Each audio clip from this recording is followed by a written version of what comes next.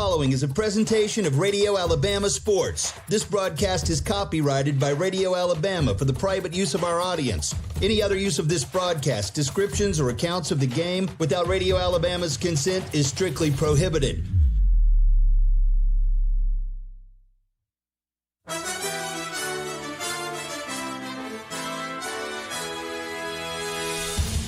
From Radio Alabama Sports, this is the Collier Ford Wetumpka Sports Network.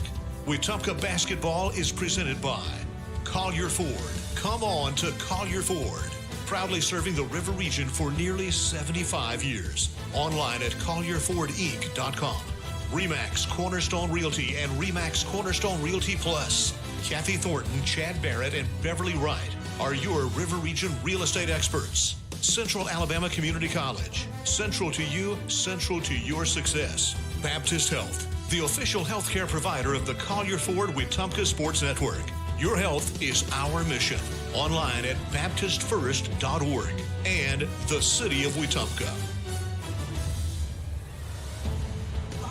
Hello, everyone, and welcome to Clanton, Alabama. Tonight, you've got the Lady Indians and the boys varsity Indians taking on the Chilton County High School Tigers. I'm Mitch Petrie, and alongside me is Deacon Meeks, and welcome to the RE/MAX Cornerstone Realty pregame show. Just a few minutes away from tip-off here in Clanton as both teams out on the floor and warming up. Should be an exciting matchup. Lady Indians have won both of their games this week, beat the Tallahassee Tigers on Tuesday night, won that one by a score of 60-37, and then an absolutely dominating win last night against a River Region rival in Elmwood County. They beat the Panthers 63-13. For those of you counting at home, that is 50 points that the Lady Indians won by. Looking to see them string together 3 in a row and continue this momentum. But as we get ready for tip-off here, Deacon, what are you looking for tonight? What I'm looking for is some big women play by Queen Ballard. We've seen that in the past couple of games. We've seen that this whole season so far. And I think the Indians, if they keep that steady Queen Ballard in the paint, getting the screen plays to go and everything, getting the ball movement to go, it'll be smooth sailing for the Indians against the Chilton County Tigers. Absolutely. Those keys to the game brought to you by RE/MAX Cornerstone Realty. Can't talk about that post-scoring without talking about Logan Banks. The duo of Ballard and Banks has been really a huge part of this Indians offensive production so far this season. Excited to see them continue to dominate in the paint here tonight. Also talking about this Indians offense, got to talk about Maya Richardson and Layla Culpepper. Both of those Indians have been shooting the ball very well from beyond the arc and some floaters as well. And if you take a look at the box score last week, there was 3 Indians in double figures, Queen Ballard and Logan Banks, with 12 for Banks, 10 for Ballard.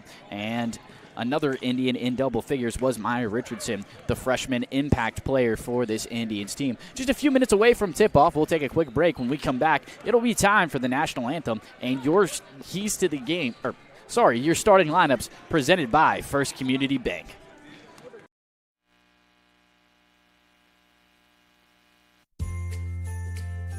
Christmas is coming fast, and Russell Do-It Centers and Building Supply is celebrating with a huge holiday giveaway you won't want to miss. Now through December 19th, visit any Russell Do-It Center or Russell Building Supply locations and enter for your chance to win. Every in-store registration puts you in the running for a $100 gift card, and one lucky winner will take home the grand prize, a $1,000 shopping spree.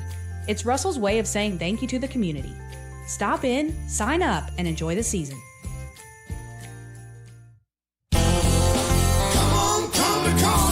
Looking for power, performance, and adventure? You'll find it all at Collier Ford in Wetumpka. For more than 70 years, Collier Ford has been proudly serving the River region since 1952, helping families and businesses hit the road with confidence. When you think trucks, think Collier Ford, home of the legendary Ford F-150, built tough to handle any job. If adventure is calling, Collier Ford has the bold and capable Ford Bronco, ready to take you off the beaten path. Want that same spirit in a smaller package? The Bronco Sport is waiting for you at Collier Ford. From great ideas to family service, Collier Ford makes buying your next vehicle easy, fun, and stress-free. So whether you're hauling, exploring, or just cruising through town, make your next stop Collier Ford. Test drive your next Ford today, and remember, come on to Collier Ford in Wetumpka. Come to Collier.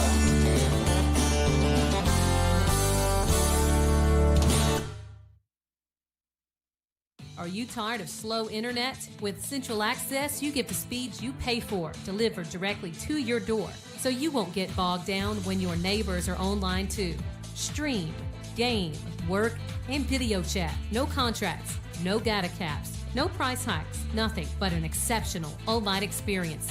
Check availability today at caecaccess.com. Central Access, your local link to broadband.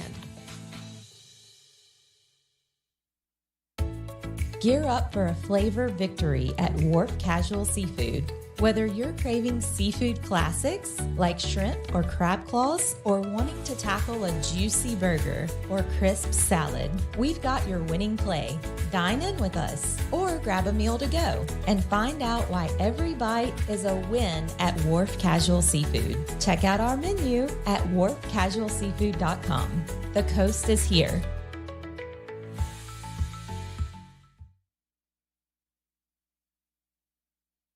When it comes to real estate in the River region, trust the team that puts you first. Chad Barrett, Beverly Wright, and Kathy Thornton. With experience, dedication, and a commitment to making every move smooth, they're here to guide you whether you're buying, selling, or investing. Together at RE/MAX Cornerstone and RE/MAX Cornerstone Plus, they're the names families across our community count on. Call today and let Chad, Beverly, or Kathy help with your next move. When a sports injury has you sidelined, Baptist Ortho Now offers comprehensive orthopedic care with no appointment from 8 a.m. to 8 p.m. Monday through Saturday, with board-certified specialists treating injuries and expert physical therapists administering everything from sports medicine to everyday recovery treatment. Baptist Ortho Now, getting you off the bench and back in the action. East Chase across from Target. Protect what matters most with State Farm agent Jackson Hagan in Wetumpka. From auto and home to life insurance, Jackson Hagan and his dedicated team offer personalized service to ensure you have comprehensive coverage tailored to your needs. As a local agent, Jackson Hagan understands the unique challenges you face and is committed to guiding you through every step, from quotes to claims. Trusted a neighbor who truly cares. Like a good neighbor, State Farm agent Jackson Hagan is there. Call 334-478-3864 for a quote today.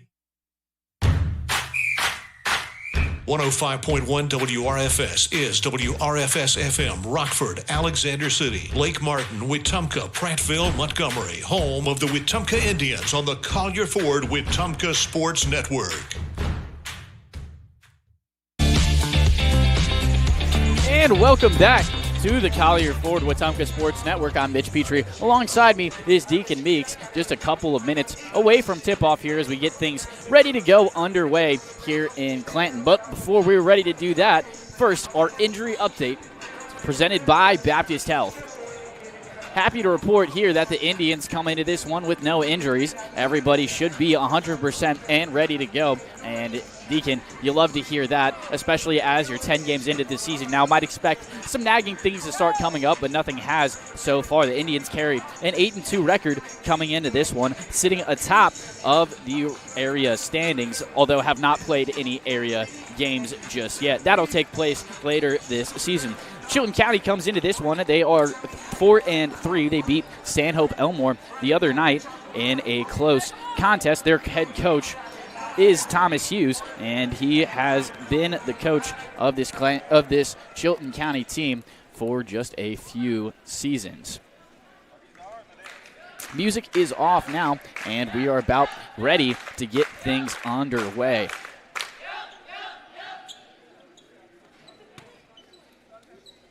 Indians come out, and they are wearing their black uniforms and with white numbers, gold trim alongside them, and gold lettering above and below the numbers. It's a great look here for the Indians, and still waiting for some of the Chilton County Tigers to take off their warm-up gear. They have now, and they are adorned in white with orange numbers and navy blue trim along the sides and down the bottom. Tonight's varsity girls game between the Wetumpka Indians and your CCHS Lady Tigers. Now time for 10 starting lineups. First, Wetumpka. And you can hear the PA announcer behind me. And as they talk about the starting lineups, we'll talk about them ourselves. Your starting lineup presented by First Community Bank, starting at the guard position. Number 2, Aaliyah Humphrey, the sophomore, looking to get hot here in the early minutes of this one. Another guard starting for the Indians tonight, number 10, Maya Richardson, the freshman.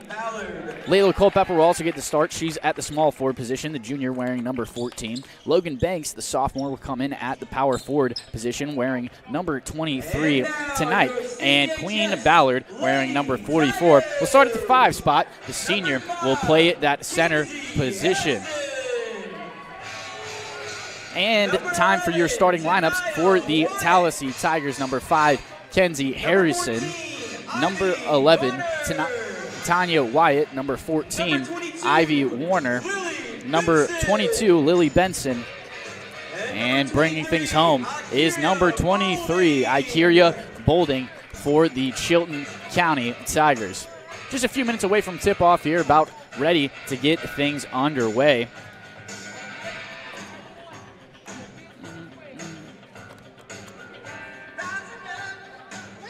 Here's some great background music as the Lady Indians break their huddle. They'll come out onto the floor now, waiting for the Chilton County Tigers to come out and take their position. Heading to the center circle for the Indians, it'll be Queen Ballard handling tip-off duties for this Indians squad. And doing the same thing for the Chilton County Tigers is number 5, Kenzie Harrison.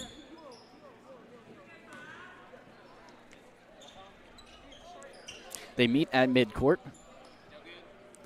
Officials having a quick talk with them, and they'll get ready to go underway.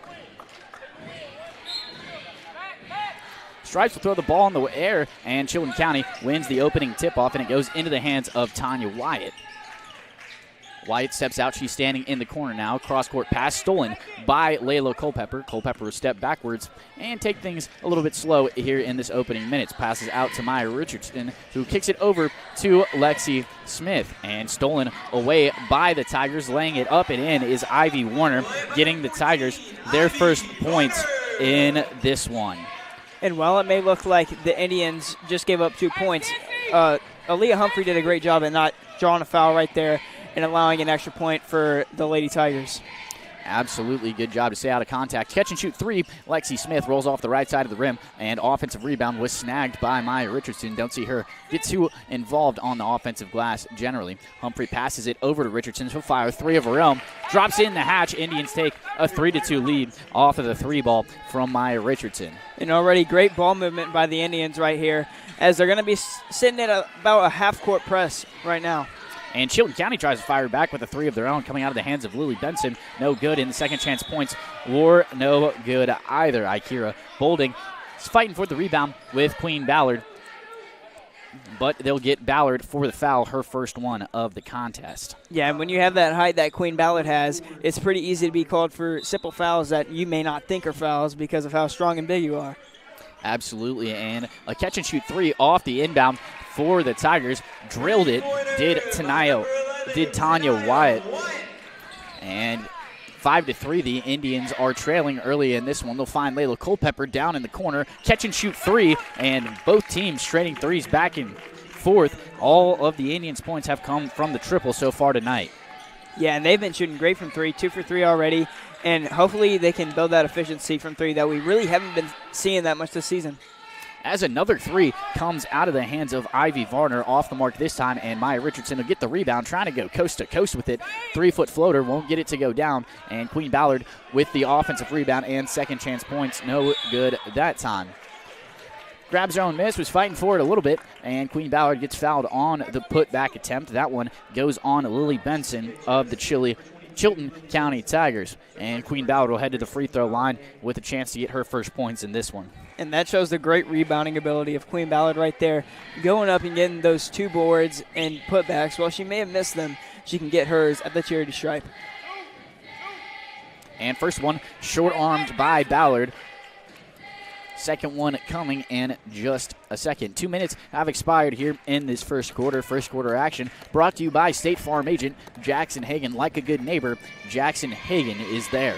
Second free throw coming for Queen Ballard. That one a little bit too strong. Needs to find the middle ground, but an offensive rebound for the Indians. Layla Culpepper, three, and nothing but net that time. Back-to-back threes for Layla Culpepper. She's got 6 already, and Indians take a quick lead, 9-5, and it'll force Chilton County to take a timeout. And as they take a timeout, we'll take one of our own. We'll be right back on the Collier Ford Wetumpka Sports Network.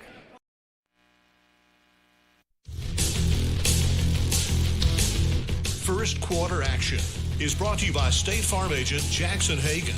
Like a good neighbor, State Farm agent Jackson Hagan is there.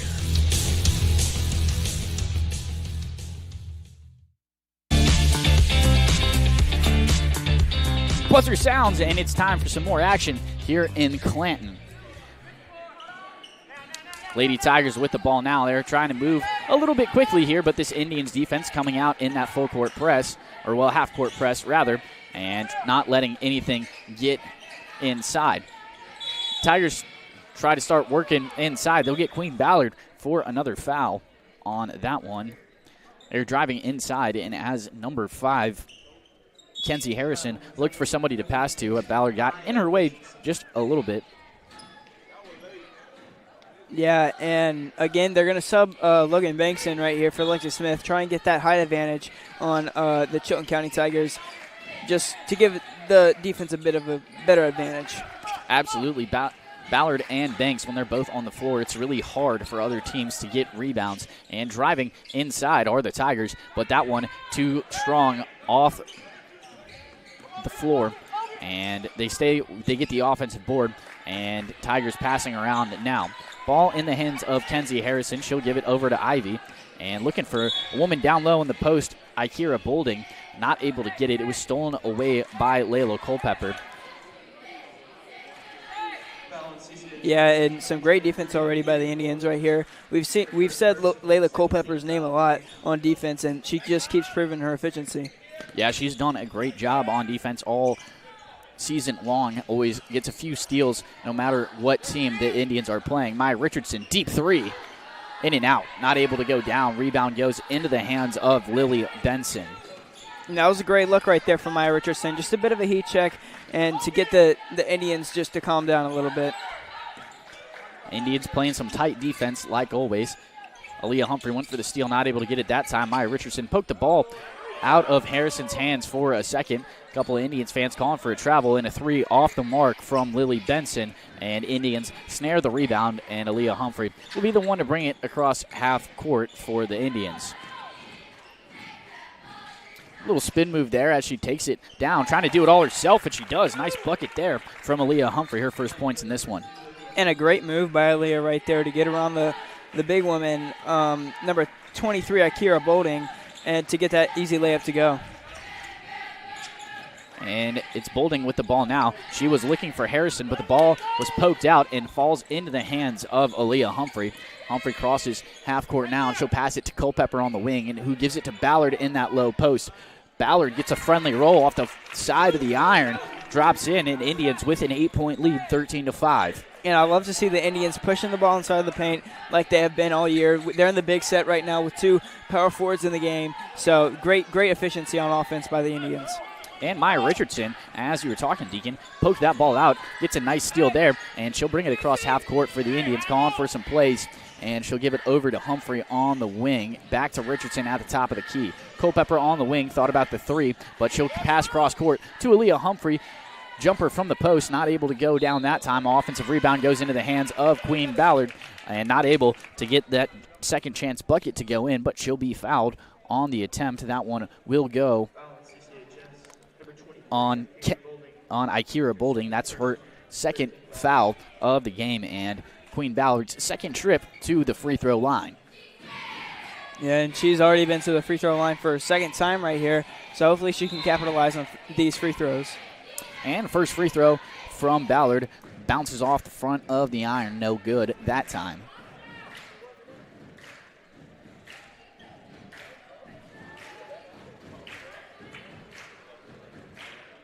Second free throw coming for Queen Ballard. Now nothing but net that time. Drops it in and gets her first point in this matchup. 14-5, Indians on top.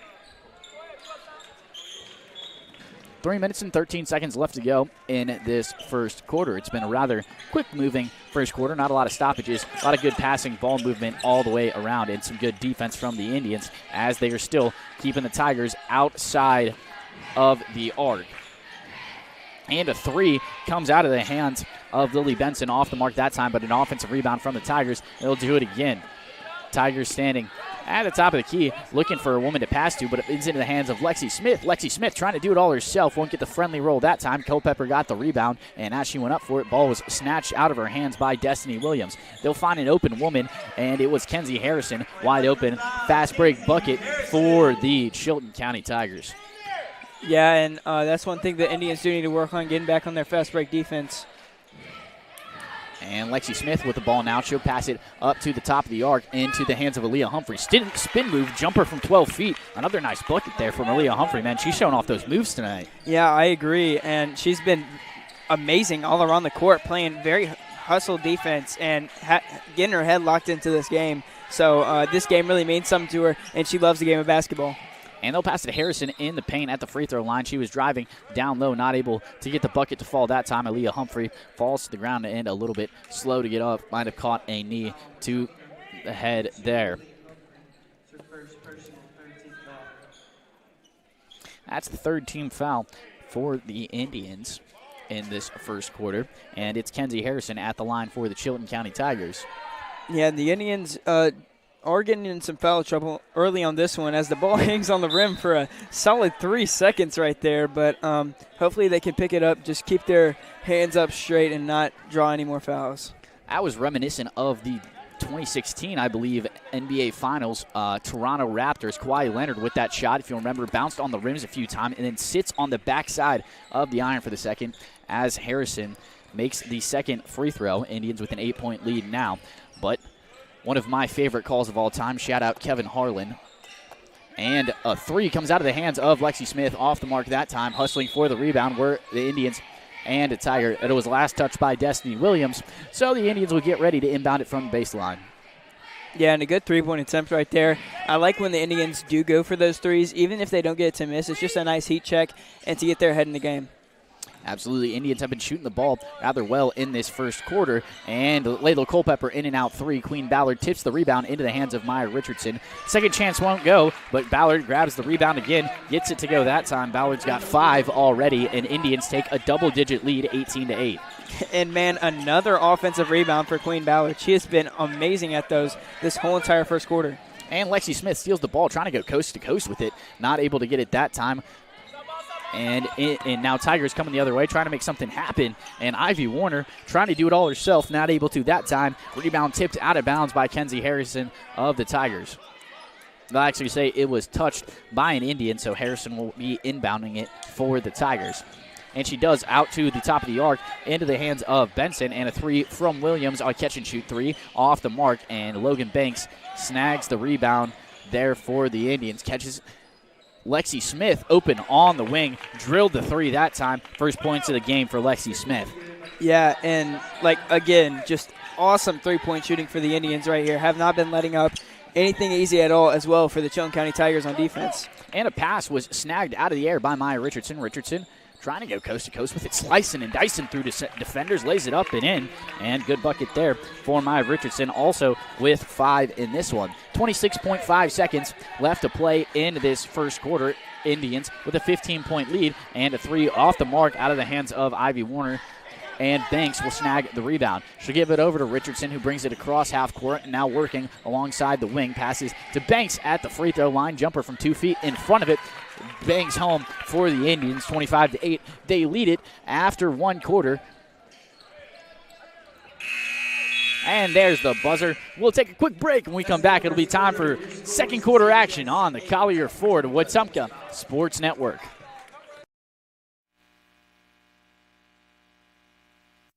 At First Community Bank of Central Alabama, banking's about real relationships, trust, kindness, and a shared commitment to making life better. As your neighbor and partner across Elmore and Autauga counties, we're here for you, whether you're planning your future, buying your first home, or building your wealth. With our local knowledge and heartfelt support, you can count on us. First Community Bank of Central Alabama. Let's do life together. Member FDIC, Equal Housing Lender. Hi, I'm Beverly Wright with RE/MAX Cornerstone Realty. Every move is different, and so is every client. That's why I take the time to listen, understand, and guide you through the process with care. Whether you're buying or selling in the River region, I'm here to make it simple. Let's do this together. I'm Beverly Wright with RE/MAX Cornerstone Realty.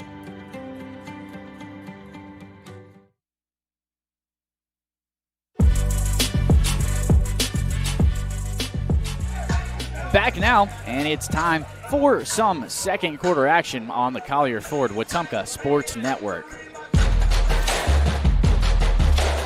Second quarter action is brought to you by Golf Video, live event and video production elevating your next project. Let Jackson Dean and his team make your event look like $1 million. Online at golfvideo.io. Indians moving the ball around the top of the arc. They'll pass it to Logan Banks at the free throw line, who gives it to Queen Ballard in that low post.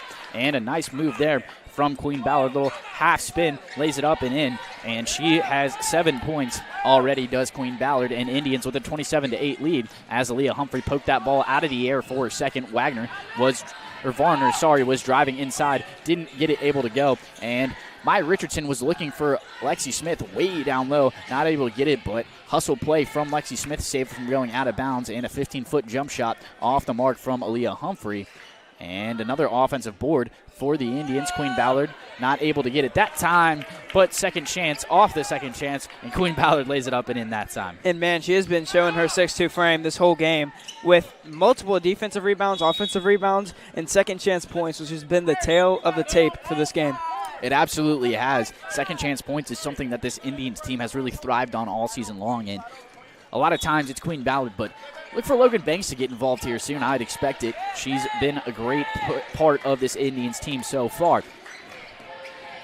Denia Worthy has checked into the game for the Tigers. It'll be her first minutes in this one. Ball in the hands of Varner now, guarded tightly by Lexi Smith, and she'll pass it over to the new woman in Worthy, who gives it back to Varner. Out on the wing now is Lily Benson. She was looking for a pass and someone to go to, but Maya Richardson jumps up in the air, swats it out of bounds, and it'll be the Tigers getting ready to inbound it again. And they do, into the hands of Varner.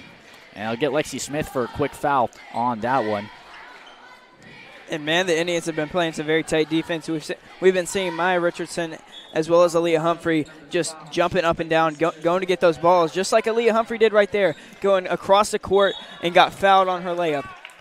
You just took the words right out of my mouth there. A little bit of a reverse announcer's jinx right as you're talking about it. Aaliyah Humphrey gets involved. Good call there, Deacon.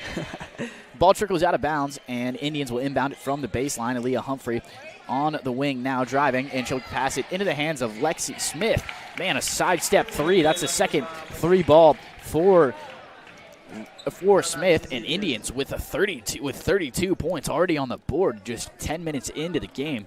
Really efficient offensive performance from the Indians. Yeah, I completely agree. Multiple threes from multiple people on this team is what the offense needs to get going. And like I've said before, we haven't seen this much offensive three-point efficiency basically all year, and it's amazing to see our guards get involved and not just our big women going up there and doing it all themselves, and our guards playing amazing defense as well.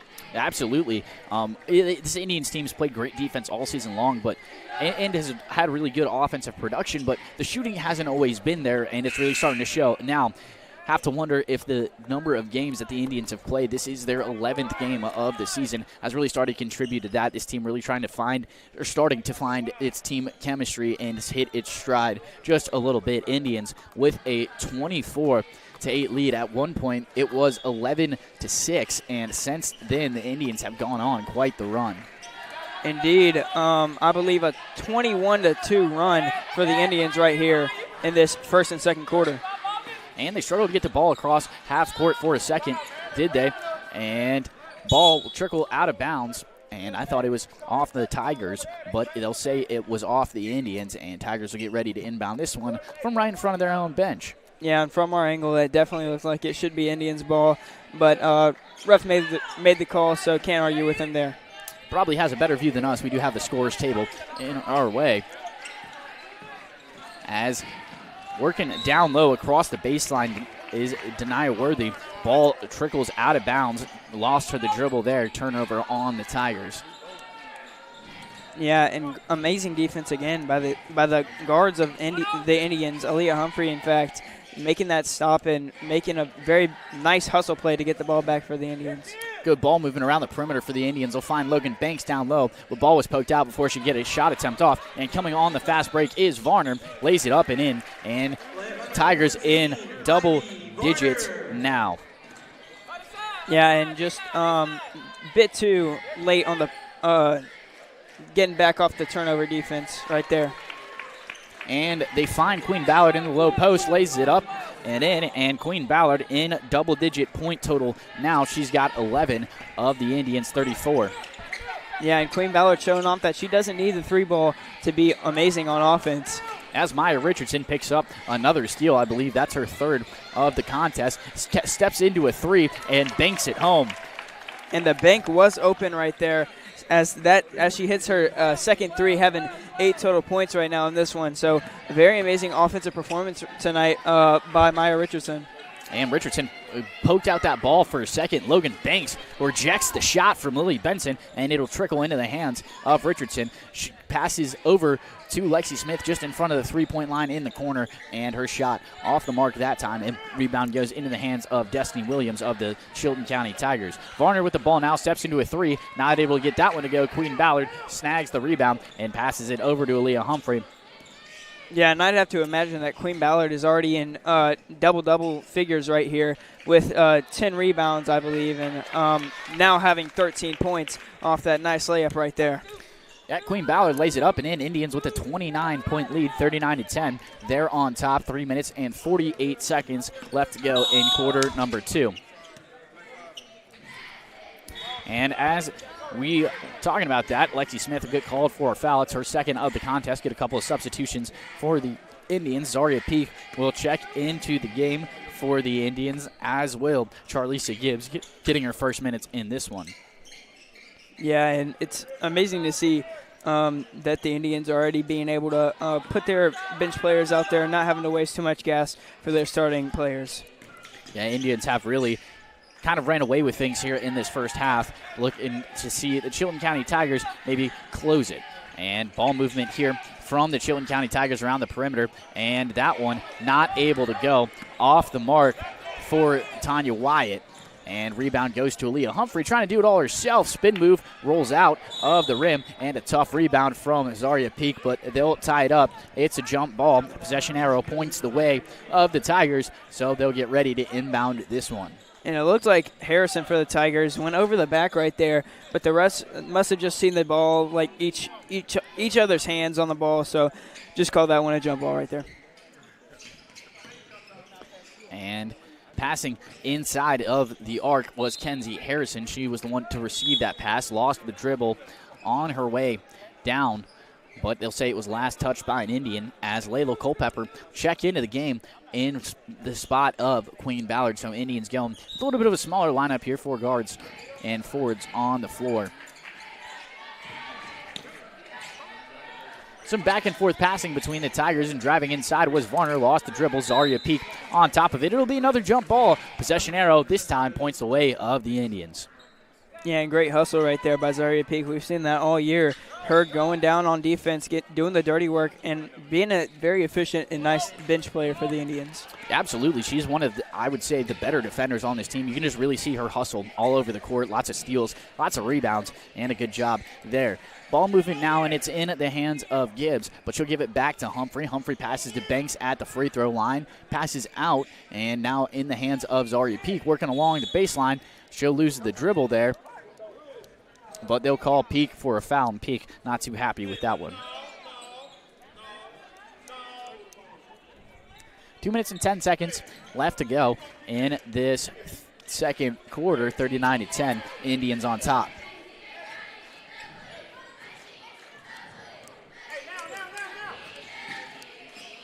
And Layla Culpepper steals the pass. Nobody home in front of her. She'll lay it up. Nice and easy points there for Layla Culpepper. She's got 8. Yeah, and Layla Culpepper, again on defense, doing a great job. Just fast hands, fast movement, and not allowing anything easy at all. ball movement here from the Tigers. A three off the mark out of the hands of Tanya Wyatt, and rebound goes into the hands of Zaria Peak. She'll pass it down to Charlisa Gibbs, working along the baseline, feeds it over to Madison McDade, whose shot goes off the bottom of the backboard, trickles out of bounds. But actually, her shot was blocked in part by the Tigers, so Indians still have possession of this one. Lillian Wellborn checks into the game now.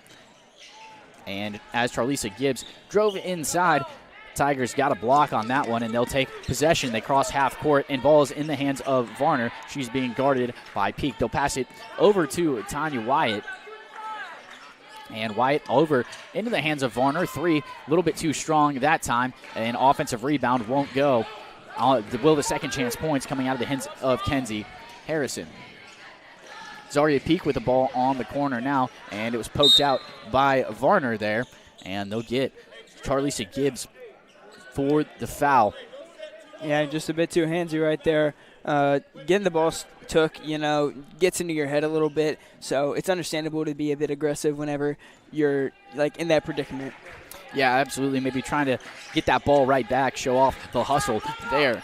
Indian Tigers with the ball now and passing around the top of the arc. They've been doing this a good bit, trying to find a way to get inside the paint. Haven't been able to do much. They've only got 10 points so far.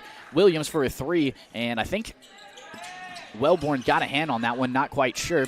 And another three comes after the offensive rebound for the Tigers. Not able to go that time. McDade snags the rebound, and it'll be Wellborn to carry it across half court for the Indians. Zaria Peak out on the wing, passes to Culpepper in the low paint. Ball was tipped by a Tiger defender. Good hustle from Zaria Peak to get over there and snag that one back. 19 seconds left to play in this first half. Peak with the ball now, passes again to Layla Culpepper, and they'll find Gibbs out on the top.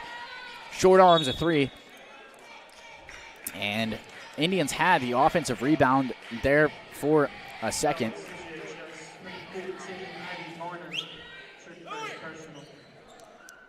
And it looks like it's going to be a foul on the floor against the Tigers, so the Indians are going to keep this ball. 7 seconds on the clock. Indians kind of got to move as the ball was stolen by Varner, trying to lay it up and in, and she does so, closing this gap a little bit before halftime, but Indians still with a 30-point lead, 42-12. They're on top. We'll take a quick break, and when we come back, it'll be time for the City of Wetumpka halftime show on the Collier Ford of Wetumpka Sports Network. Christmas is coming fast, and Russell Do-It Centers and Building Supply is celebrating with a huge holiday giveaway you won't want to miss. Now through December 19th, visit any Russell Do-It Center or Russell Building Supply locations and enter for your chance to win. Every in-store registration puts you in the running for a $100 gift card, and one lucky winner will take home the grand prize, a $1,000 shopping spree. It's Russell's way of saying thank you to the community. Stop in, sign up, and enjoy the season. It's never too late to take the next step. The Central Alabama Community College Adult Learning Program helps adults 18 and older earn their GED or even a high school diploma. You can also prepare for the workforce with short-term certificates in medical billing and coding, medical assisting, pharmacy technician, or hospitality and culinary. Flexible classes fit your schedule, and your future starts today. Visit cacc.edu/adult education or call 256-378-2017. CACC Adult Learning Program. Discover you. When a sports injury has you sidelined, Baptist Ortho Now offers comprehensive orthopedic care with no appointment from 8 a.m. to 8 p.m. Monday through Saturday, with board-certified specialists treating injuries and expert physical therapists administering everything from sports medicine to everyday recovery treatment. Baptist Ortho Now, getting you off the bench and back in the action. East Chase across from Target. Come to Collier. It's the 2025 Model Year Sales Event at Collier Ford. Drive home America's favorites with zero down, 0% APR financing, and no payments for 90 days. That's right. Get into a new Explorer, F-150, Escape, and more without paying a penny up front. And enjoy 3 full months before your first payment. Don't miss out. Come on. Come to Collier. Come to Collier.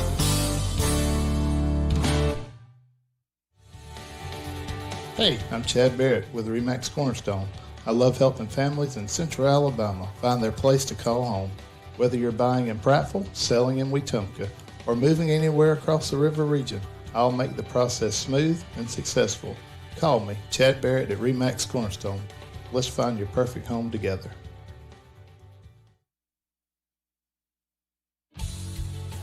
Safety starts with Montgomery Fire Equipment Company. From inspections and extinguisher service to full fire suppression systems, businesses across Alabama trust our team to protect what matters most. And now, we're hiring. We're looking for new fire technicians to join our team. If you're hardworking and ready to make a difference, this is your chance. Montgomery Fire Equipment, protecting people, property, and progress. In Wetumpka, we take pride in our hometown. And so does Brent Turner, owner of Precision Floor Care. A Wetumpka graduate and now a local small business owner, Brent built Precision Floor Care on a commitment to serve his community. From tile and grout work to stone, pavers, and concrete, Precision Floor Care delivers precise, hard surface flooring solutions that protect the places that matter most. Precision Floor Care. Precise, hard surface flooring solutions. Learn more at callpfc.com.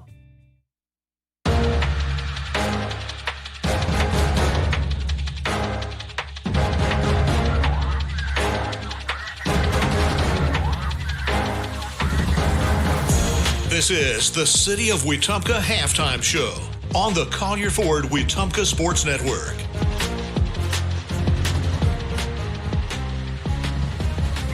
And welcome to the City of Wetumpka Halftime Show. And whether it's an everyday sprain, strain, fracture, or sports injury that doesn't require a trip to the ER, Baptist Ortho Now offers urgent orthopedic injury care with walk-in convenience 6 days a week. Online at baptisthealth.org. Thank you to Baptist Health for being such a great sponsor of the Collier Ford Wetumpka Sports Network.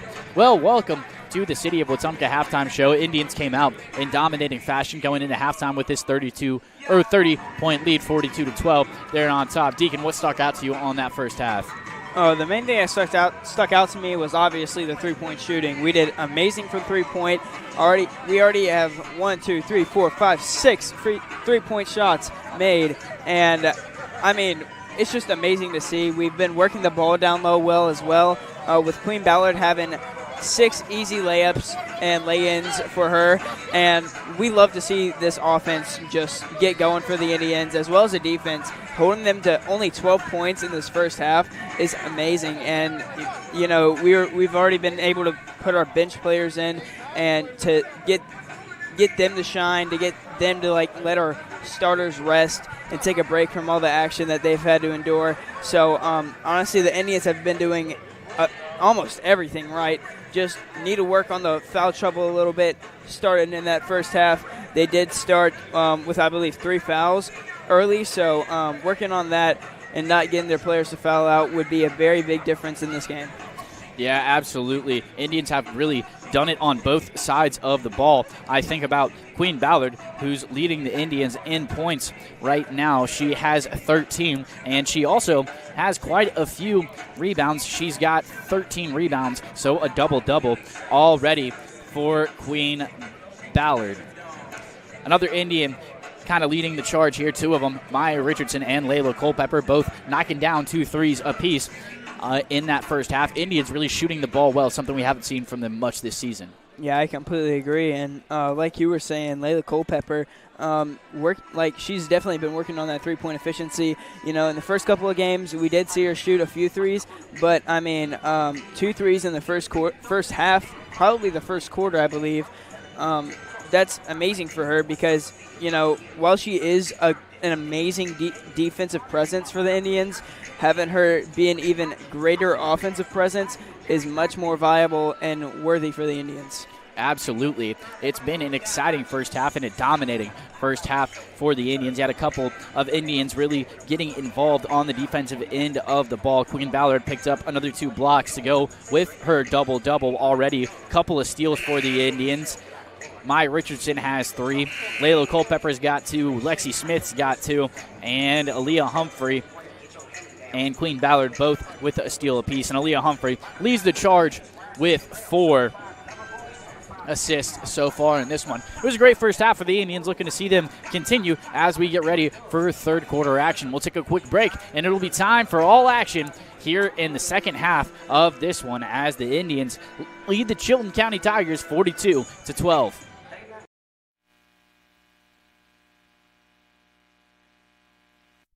At First Community Bank of Central Alabama, banking's about real relationships, trust, kindness, and a shared commitment to making life better. As your neighbor and partner across Elmore and Autauga counties, we're here for you, whether you're planning your future, buying your first home, or building your wealth. With our local knowledge and heartfelt support, you can count on us. First Community Bank of Central Alabama.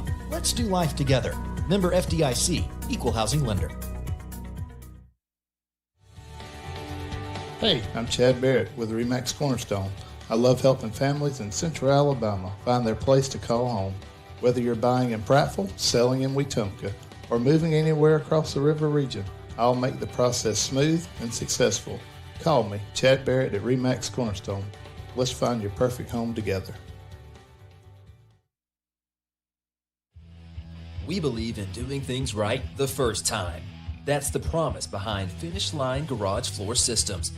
Powered by Precision Floor Care, our custom garage floor systems are designed to be tough, stylish, and built for the long haul. With a team rooted right here in the community, we deliver quality you can count on. Finish Line Garage Floor Systems. Let them rest on the best. Visit FinishLineGarageFloors.com today. Hi, I'm Kathy Thornton with Remax Cornerstone Plus. Helping families here in the River Region is more than a job, it's personal. I take the time to listen, understand what you need, and fight to get you the best deal possible. Whether you're buying or selling in Central Alabama, let's work together to make it happen.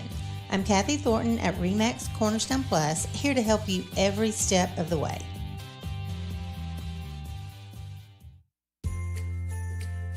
Christmas is coming fast, and Russell Do-It Centers and Building Supply is celebrating with a huge holiday giveaway you won't want to miss.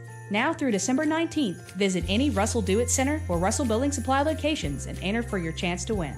Every in-store registration puts you in the running for a $100 gift card, and one lucky winner will take home the grand prize, a $1,000 shopping spree. It's Russell's way of saying thank you to the community. Stop in, sign up, and enjoy the season.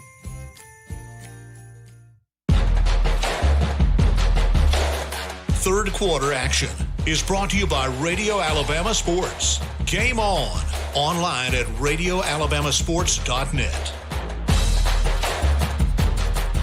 And welcome to the third quarter here in Clanton as the Lady Indians get ready to take on the Lady Tigers for the rest of this one. 42-12, Indians on top, and Tigers with the ball and weren't trying to work inside to start this one. That shot blocked by Queen Ballard, and Indians working the other way. It's Aaliyah Humphrey. She'll pass it down in the corner to Layla Culpepper, and Culpepper will kick it out on the wing to Richardson, and a couple of Indians diving for the ball. Aaliyah Humphrey finally ends up with it. Catch and shoot three off the pass from Humphrey, and Logan Banks grabs a miss, not able to get it to go, and second chance won't go either for the Indians. Still looking for the first bucket in this third quarter. Yeah, but even though they missed those, it's still showing great rebounding from the Indians on both offense and defense.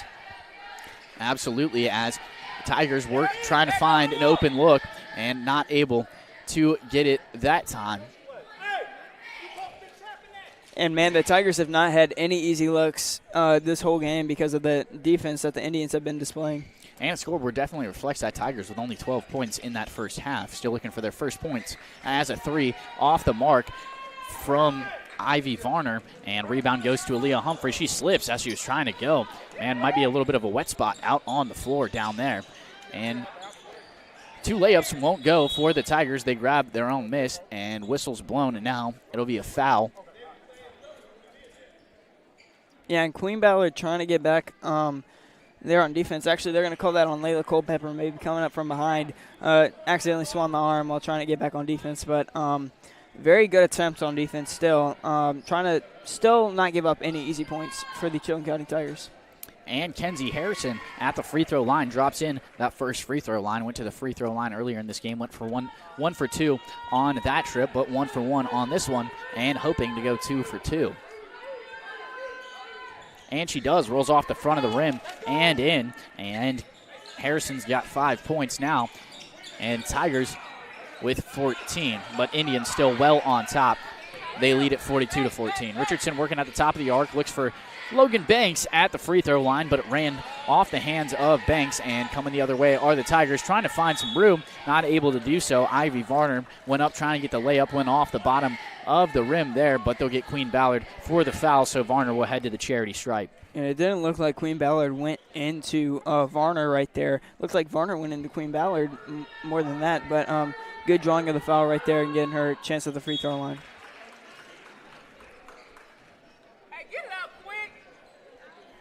And first free throw drops through the hatch for Varner. Second one coming now. And drills both of them, does Ivy Varner. And Tigers slowly starting to claw back into this one.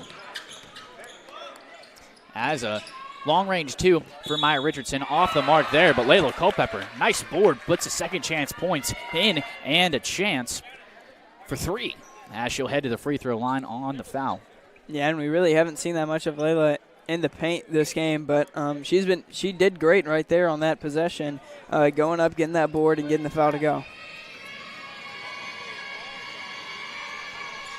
And a three-point play conversion for Layla Culpepper.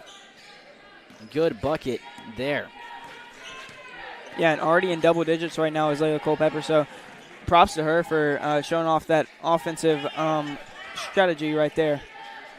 And working with the ball in the paint was Harrison, but a couple of passes, and it'll find its way into the hands of Wyatt. She's guarded by Culpepper, and Richardson jumps up trying to get the steal as Varner working along the baseline, lays it up too strong. That time, offensive rebound, nowhere close.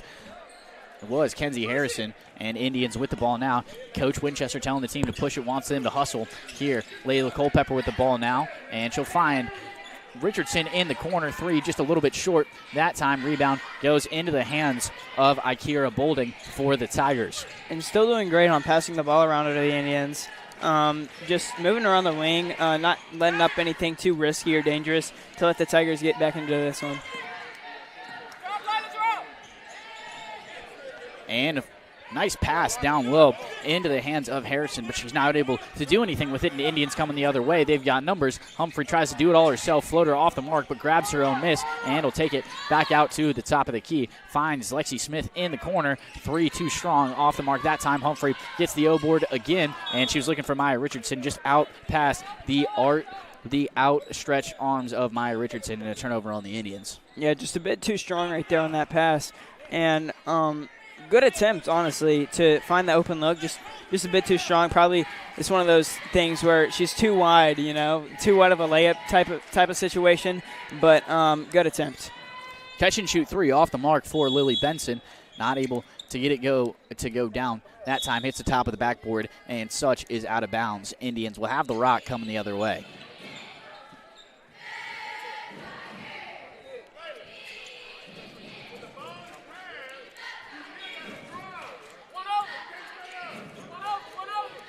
Richardson with the ball now, and she'll bring it across half court, kind of taking her time a little bit, trying to see what the Tigers are giving her. Quick pass to Smith, but back over to Humphrey. Couple of passes. They find Smith in the corner. Down low to Queen Ballard. Lays it up and in. Leading scorer for the Indians tonight, and continues to extend that Indians lead 47-16. It's a 31-point deficit for the Tigers as they try to cut into this one. Yeah, now the Indians slowing it down a bit. Not trying to force any 3 balls right now, just trying to work it back inside of the paint. Good old trusty Queen Ballard is always going to be there. She is 3 off the mark. Offensive rebound for the Tigers. Nothing doing, though. And Culpepper will get the rebound. She'll bring it across half court for the Indians. Pass over to Lexi Smith out on the wing, dribbling inside the paint, and finds Aaliyah Humphrey in the corner for three. A little bit short that time off the front side of the rim. Offensive board goes to Queen Ballard, and Lexi Smith loses the dribble for a second. Good job to stick with it and lay it up and in for the Indians, 49-16. They're on top, and it'll force the Chilton County Tigers to take a timeout. As they take a timeout, we'll take one of our own. We'll be right back on the Collier Ford Wetumpka Sports Network.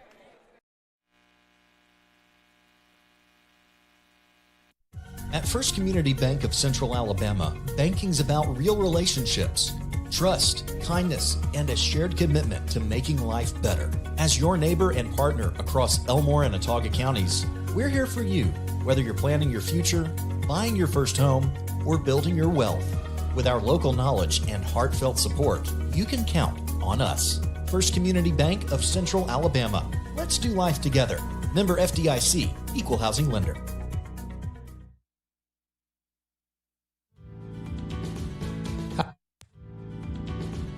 Hi, I'm Chad Barrett. Growing up here in Central Alabama, I've always believed in doing the things the right way with honesty and hard work.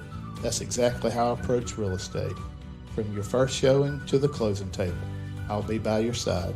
Call me, Chad Barrett at RE/MAX Cornerstone.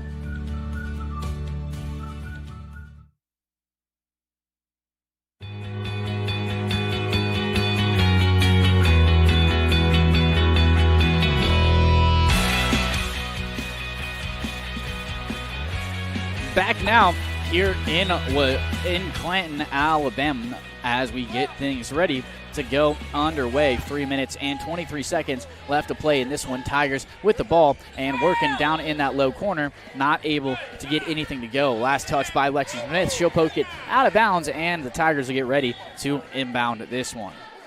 And the Indians still playing some glue-tight defense right here. As Maya Richardson deflects that one to go back out of bounds, and even further proving my point by, the deflections that we've had, multiple takeaways off of bad passes from the Tigers. Absolutely have. Indians defense looking really sharp tonight. Wyatt with the ball now, and she'll pass it over to Benson. Benson back to Wyatt, standing just at the half-court logo. And a couple of passes now before it finds its way into the hands of Varner. Floater from 8 feet won't go down, and trying to get second chance points was Kenzie Harrison, but she'll draw the foul and head to the charity stripe. And yet again, Queen Ballard just standing there with her hands up. Looks like it wouldn't have been a foul, but her big 6'2" frame will get people to go into her and draw that contact to eventually, sort of SGA their way to the free throw line. Yeah, of sorts. And that's Queen Ballard's third foul of the contest, so definitely got to watch that as we get deeper into this one. First free throw off the mark for Harrison. This second one rolls around and drops out, but an offensive board and finds its way back to Harrison. Short arm to the jumper there from about 17 feet, and it'll trickle on out of bounds. Yeah, and great job. Even though, Queen Ballard did foul her, or it was called a foul on the court, still didn't get those 2 points that could have been a layup to go.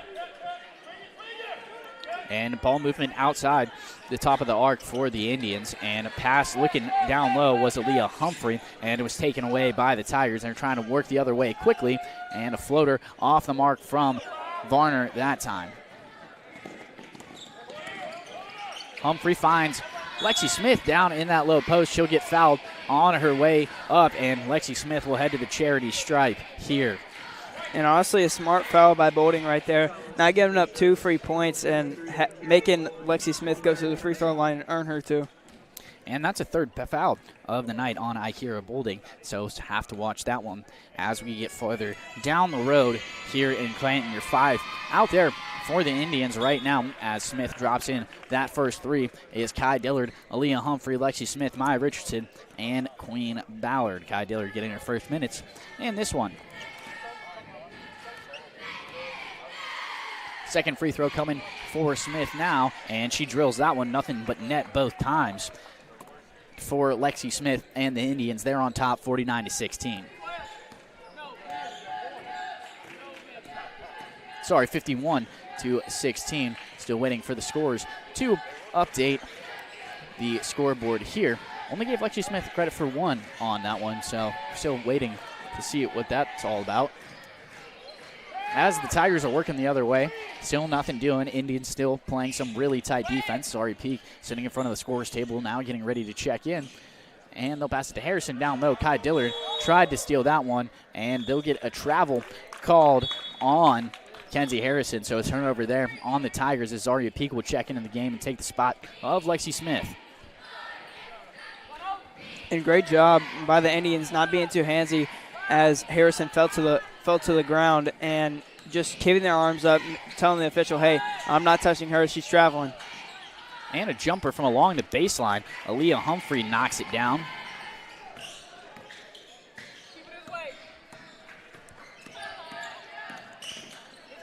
And trying to make something happen are the Tigers, and ball finds its way into the hands of Varner down on that corner. Wyatt with the ball now being guarded tightly by Kai Dillard. Gets a step on her bounce pass over to Varner, and Varner dribbles it across half court. And they avoid the backcourt violation, just let the Indians take it, and it falls into the hands of Maya Richardson, who lays it up and in her first points of the second half. Yeah, and great defense already being shown by Kai Dillard and showing her defensive efficiency whenever she's out there on the court.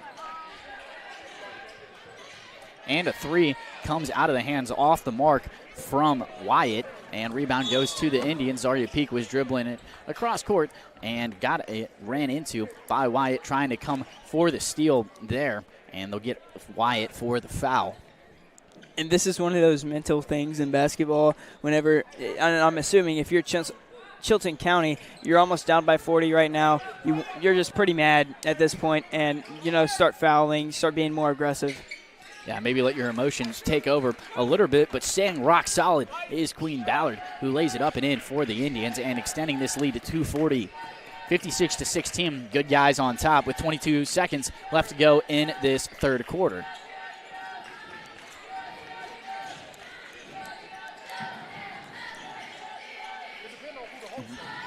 Three off the mark from Lily Benson. Ball on the floor, and a couple of Indians trying to tie it up. There's just a cluster right there, about 5 or 6 players, and it was eventually blown a jump ball. 2.1 seconds on the clock.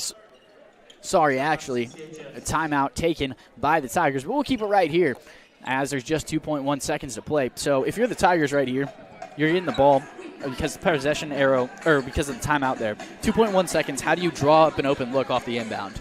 Well, what I'm thinking for the Tigers is, off the ball screen passes right here, off the inbound. Get your big woman, number 5, Harrison. We've seen how she has the ability to set screens, so maybe get your guard, number 22, Lily Benson, to get the ball outside the three-point arc and get a nice little three. 2.1 seconds, so it'll pretty much have to be an inbound and then catch a shoot just about immediately, and we'll see what the Tigers come out of this timeout with. Inbounding the ball for the Tigers is Benson, and all of the Tigers standing inside the paint. They start moving now, and over into the hands. Couple of passes, one too many there, and buzzer beater off the mark. I think it was late. Comes out of the hands of Varner. So Indians with a 30-point lead as we close out this third quarter. We'll be right back on the Collier Ford Wetumpka Sports Network. Hi, I'm Beverly Wright with RE/MAX Cornerstone Realty. I know buying or selling a home is a big decision, and that's why I treat every client like family. Whether it's your first home, your forever home, or anything in between, I'll make the process as smooth as possible. I'm Beverly Wright at RE/MAX Cornerstone Realty, here to serve you.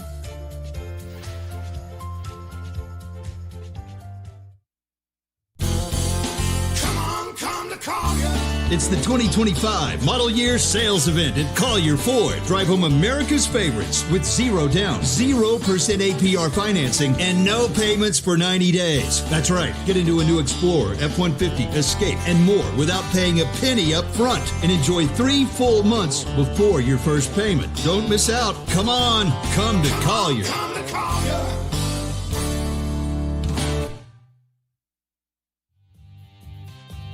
Hi, I'm Kathy Thornton. I've built my business at RE/MAX Cornerstone Plus by being honest, dependable, and always putting my clients first. If you're ready to buy your first home, sell your current home, or just want to talk about your options, I'd love to help. Reach out today. Kathy Thornton with RE/MAX Cornerstone Plus. where neighbors become clients and clients become friends. It's time for the fourth quarter here in Clan. The Indians with a 40-point lead and a couple of bench players in the game now for the Indians. Going with a little bit of a small ball lineup. Out there for the Indians are Jayla Merkerson, Charlisa Gibbs, Layla Culpepper, Lexi Smith, and Kai Dillard.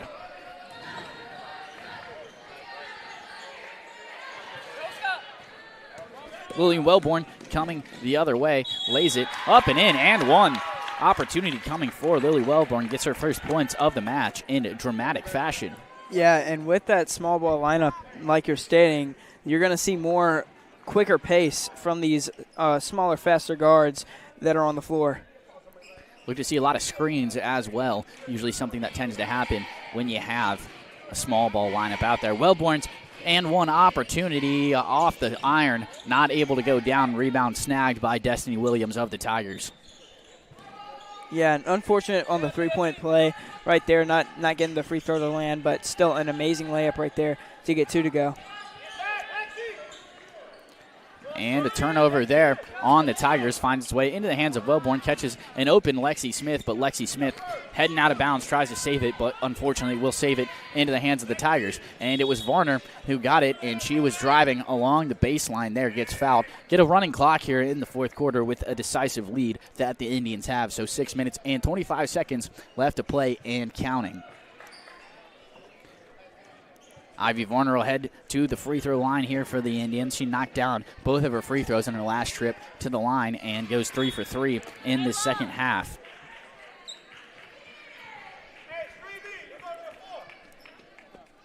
Izzy Harwell will check into the game now, taking the place of Layla Culpepper. And another made free throw for Varner. And Lexi Smith will be the one to bring this one across half court. She's standing just in front of the Chilton County Tigers logo at midcourt. She'll pass it over to Merkerson, and Merkerson was looking for Wellborn, but ball sails over the outstretched arm of Wellborn. A turnover on the Indians. And a good look right there from Merkerson. I believe Lillian thought, she knew she was going to cut, but just a bit of miscommunication right there for the Indians. I'm not sure that Wellborn was exactly ready for the pass there as the Tigers work inside, but the shot was blocked by a whole flurry of Indians. Not exactly sure who got it, and they'll get Lexi Smith for a carry there, so a turnover on the Indians. Yeah, and that's one of those fast court, down court situations. You just get a steal, want to go on a fast break, get a nice little layup, but just a bit too excited, keeping the ball up too long with your right hand under the ball. Yeah, I think Smith maybe got a little bit excited about all the open wood in front of her and trying to convert on it. A turnover there on the Tigers into the hands of Wellborn, but stolen right back by Ivy Varner. Layup won't go, but it drops in on the second chance points for Kenzie Harrison, and one opportunity coming at the line for the Tigers. Yeah, nice grit from the Tigers right there. Still not giving up. Still trying to fight back in this game and having the heart to still play some basketball with the Indians. Yeah, and a lot of fight in this Tigers team, still playing quite hard, even though the Indians have a 38-point lead and look to get it done. Short on the free throw did Kenzie Harrison, and the rebound trickles out of bounds off the hands of Jayla Merkerson, so it'll stay on this end of the floor in the Tigers' possession. Varner catches it, and catch and shoot three off the mark that time. Offensive rebound by Harrison. Nothing doing that time. Shot was blocked by Izzy Harwell. Yeah, and still a great job by the Indians to keep going in this defensive stretch and keep their hands up, not force any fouls, and keep some clean defense going. And another three off the mark, off the inbound for Varner, but a putback from Destiny Williams, getting on the board with her first points in this one.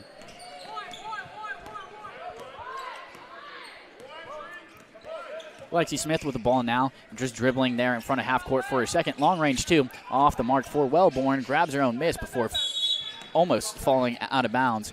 And Coach Winchester will take the timeout there, saving the turnover on the Indians. We'll take a quick break, and we'll be right back on the Collier Ford Wetumpka Sports Network. Christmas is coming fast, And Russell Do-It Centers and Building Supply is celebrating with a huge holiday giveaway you won't want to miss. Now through December 19th, visit any Russell Do-It Center or Russell Building Supply locations and enter for your chance to win. Every in-store registration puts you in the running for a $100 gift card, and one lucky winner will take home the grand prize, a $1,000 shopping spree. It's Russell's way of saying thank you to the community. Stop in, sign up, and enjoy the season. Back now in Clanton, 3 minutes and 14 seconds left to play, but Beverly Wright, Kathy Thornton, and Chad Barrett are your hometown real estate experts with RE/MAX Cornerstone and RE/MAX Cornerstone Plus. When it's time for your next move, choose the best. RE/MAX Cornerstone and RE/MAX Cornerstone Plus, the official real estate partner of the Wetumpka Sports Network. Ball was inbounded there for a second. A couple of Indians touched it before it was a turnover.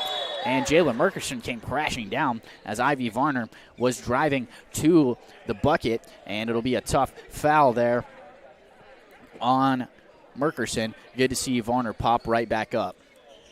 They'll call the foul on the floor there, so not heading to the free throw line, or the Tigers thought they might be. Merkerson will check out of the game, and Macy Browse get her first minutes in this one.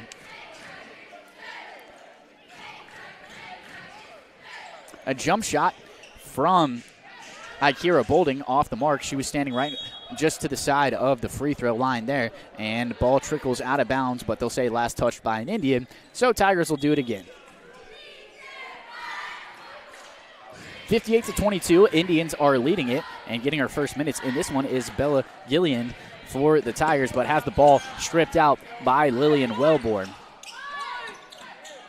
Charlisa Gibbs will find McDade down low, shot off the mark that time, and it'll roll right on out of bounds, and will be the Tigers' ball. They inbound it into the hands of Destiny Williams, who will bring it across half court. Yeah, and I believe McDade was just going for, just a little jump shot and try and draw the foul right there. And a high arcing 8-foot shot there from the Tigers off the mark. I believe it was Varner who shot that one. And Gibbs will give it into the hands of Wellborn. Wellborn back over to Gibbs, looking for McDade in that low post. McDade spins around, but they'll get her for the travel. Had the bucket go down, but they'll wave it off, saying there's a travel on the floor. 1 minute and 20 seconds left to play. Looks like the Indians will win in a decisive fashion. The margin of victory, though, still to be decided. Indians on top, 58-22. And the Indians have been up this whole game, like you were saying, Mitch, and just in incredible fashion, amazing defense, and only allowing 22 points for the Chilton County Tigers. Only time the Tigers led was when they made the first basket of the game. Indians fired back with a three and have had the lead ever since. And ball poked out of bounds by Zaria Peak there, 46 seconds, and ticking as the Tigers get ready to inbound it, and it'll be Destiny Williams inbounding this one. And she'll pass it into the hands of Varner, guarded by Zaria Peak, standing just in front of the half-court logo. Ball goes through the hands of Denia Worthy and trickles out of bounds. Turnover on the Tigers. Indians will get the rock. And the Indians still not letting up on defense, even though they have some bench players and still playing with some heart. And just shows how amazing and loving the game of basketball is, how much you can love it and hate it at the same time. Well, Ikira Bolding gets fouled on that shot attempt there, and 4 seconds left in this one. She'll head to the charity stripe. They'll let her shoot these free throws, and the game will end after that. 1.3 seconds on the clock. That ball was actually inbounded by the Tigers, was last touched by an Indian there. Free throw off the mark, first one for Bolding, but she'll get a second opportunity here with 1.3 seconds left on the clock. And that one also off the mark. Rebound goes to the Indians, but that's the final. 58-22. Lady Indians get it done and make it 3 in a row, winning all three games in the row by a margin of 25 or more. So really dominant wins this week here for the Lady Indians. We'll take a quick break, and when we come back, it'll be time for the RE/MAX Cornerstone Realty pregame show as we get ready for the boys to tip off against the Chilton County Tigers.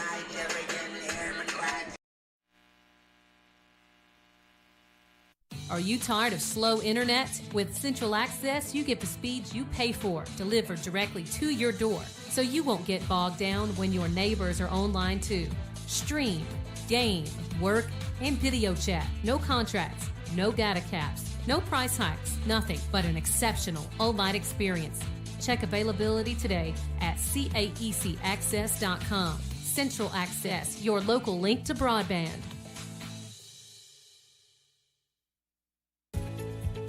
Your future starts at Central Alabama Community College.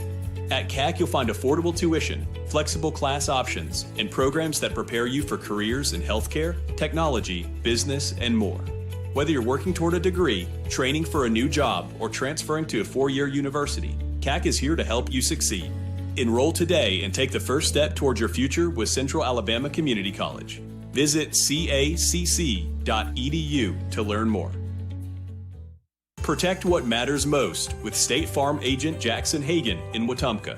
From auto and home to life insurance, Jackson Hagan and his dedicated team offer personalized service to ensure you have comprehensive coverage tailored to your needs. As a local agent, Jackson Hagan understands the unique challenges you face and is committed to guiding you through every step, from quotes to claims. Trust in a neighbor who truly cares. Like a good neighbor, State Farm agent Jackson Hagan is there. Call 334-478-3864 for a quote today.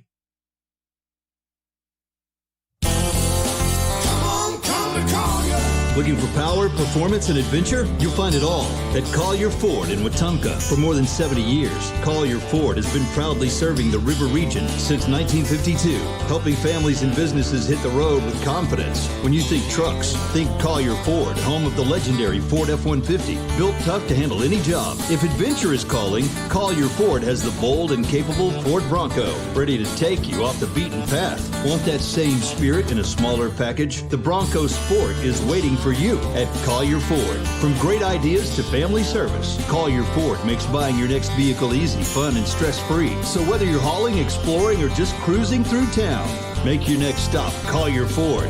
Test drive your next Ford today, and remember, come on to Collier Ford in Wetumpka. Come to Collier.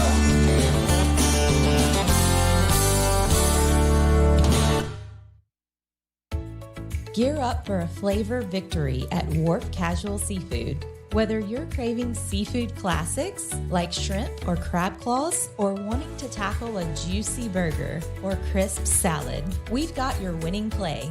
Dine in with us or grab a meal to go and find out why every bite is a win at Wharf Casual Seafood. Check out our menu at wharfcasualseafood.com. The coast is here.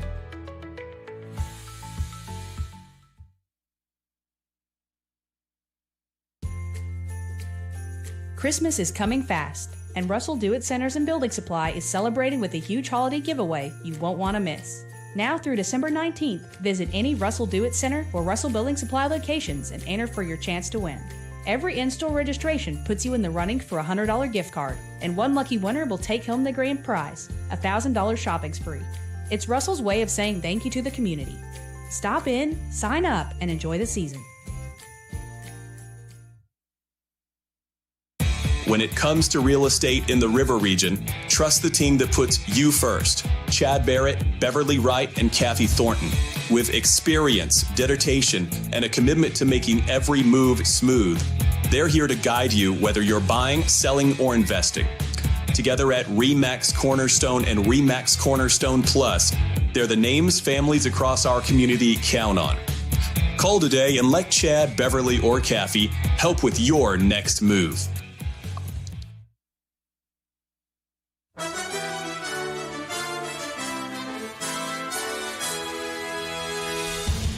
From Radio Alabama Sports, this is the Collier Ford Wetumpka Sports Network. Wetumpka basketball is presented by Collier Ford. Come on to Collier Ford. Proudly serving the River region for nearly 75 years. Online at collierfordinc.com. RE/MAX Cornerstone Realty and RE/MAX Cornerstone Realty Plus. Kathy Thornton, Chad Barrett, and Beverly Wright are your River region real estate experts. Central Alabama Community College. Central to you, central to your success. Baptist Health, the official healthcare provider of the Collier Ford Wetumpka Sports Network. Your health is our mission. Online at baptistfirst.org and the City of Wetumpka. And welcome back to the RE/MAX Cornerstone Realty pregame show. I'm Mitch Petrie, and alongside me, the Deacon Meeks, ready to get things going here in just a few minutes. The Lady Indians just got an impressive win, and looking to see the boys do the same. Indians come into this one with a 7-3 record and have won 4 straight games, looking to make it 5. Indians have done really well this week, just like their lady counterparts, having a couple of really dominant wins, 83-31 against the Tallahassee Tigers, and demolishing the Elmore County Panthers last night by a score of 57-22. Everybody got involved in both of those ones, but Deacon, as we get ready for tip-off here, what are your keys to the game for the Indians? My keys to the game have to be getting Andrew Wills the ball no matter what you do. You know, setting up those off-the-ball screens, getting him open, and making some ball movement as well. And, you know, getting into the paint with Caleb Ballard works very well. We've seen it every single game, as well as, you know, on those fast breaks. Whenever we get the ball taken or take the ball, we have to make sure that our whole team is able to get back down on there and help out the man that stole the ball or has the ball stolen. Absolutely, and those keys to the game are presented by RE/MAX Cornerstone Realty. About a few minutes away from tip-off here as the Indians get ready to come into this one. Tallahassee coming off a close win against Stanhope Elmore, a very familiar face for this Indians team, though they haven't played them just yet this season, like I mentioned earlier. Area play will start in just a couple of weeks as we get further and further into the season. Coach Stephen Thomas has the Indians rolling as the beginning of this season. We'll take a quick break, and when we come back, it'll be time for tip-off on the Collier Ford Wetumpka Sports Network.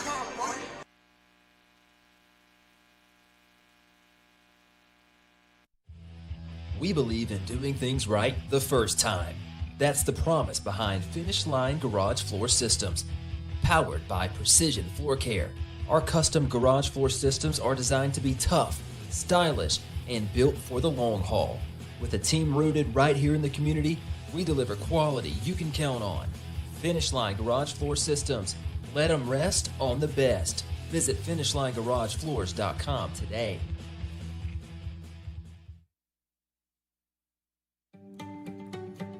Hi, I'm Beverly Wright with RE/MAX Cornerstone Realty.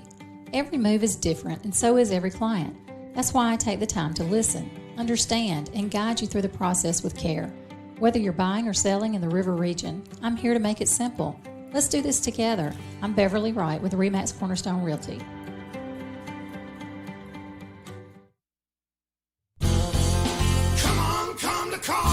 It's the 2025 Model Year Sales Event at Collier Ford. Drive home America's favorites with 0 down, 0% APR financing, and no payments for 90 days. That's right. Get into a new Explorer, F-150, Escape, and more without paying a penny up front. And enjoy 3 full months before your first payment. Don't miss out. Come on. Come to Collier.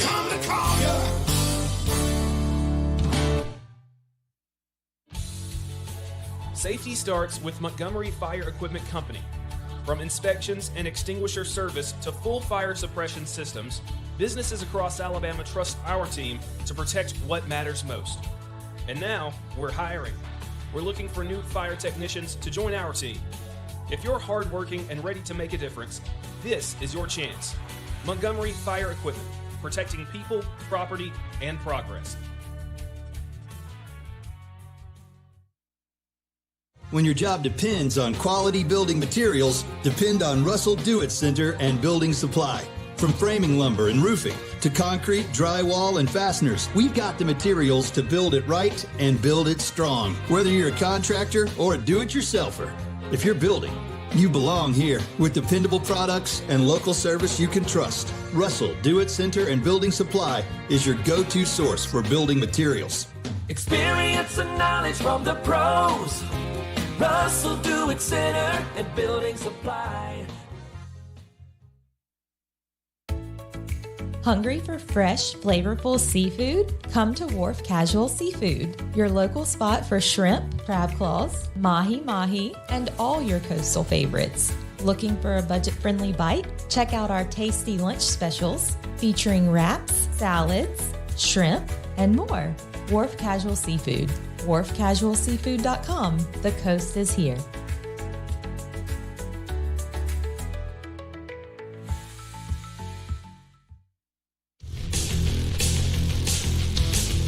First quarter action is brought to you by State Farm agent Jackson Hagan. Like a good neighbor, State Farm agent Jackson Hagan is there.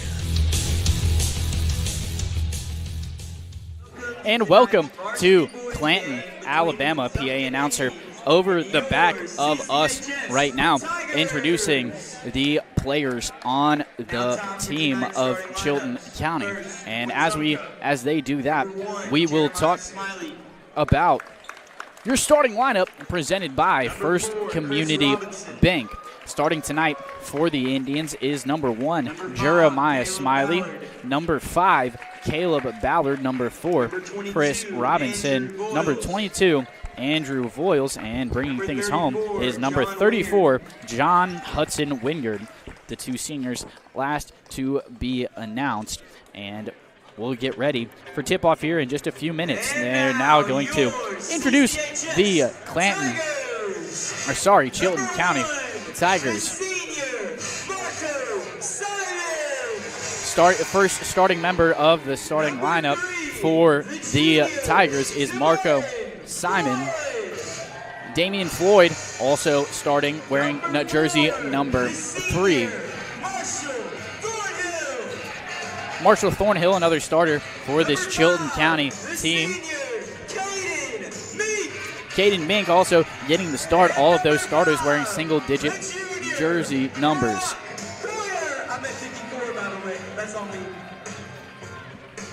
Brock Porter, wearing number 54, will start at the center position, rounding things out for the Chilton County Tigers. And we're almost ready to get things underway here in Clanton.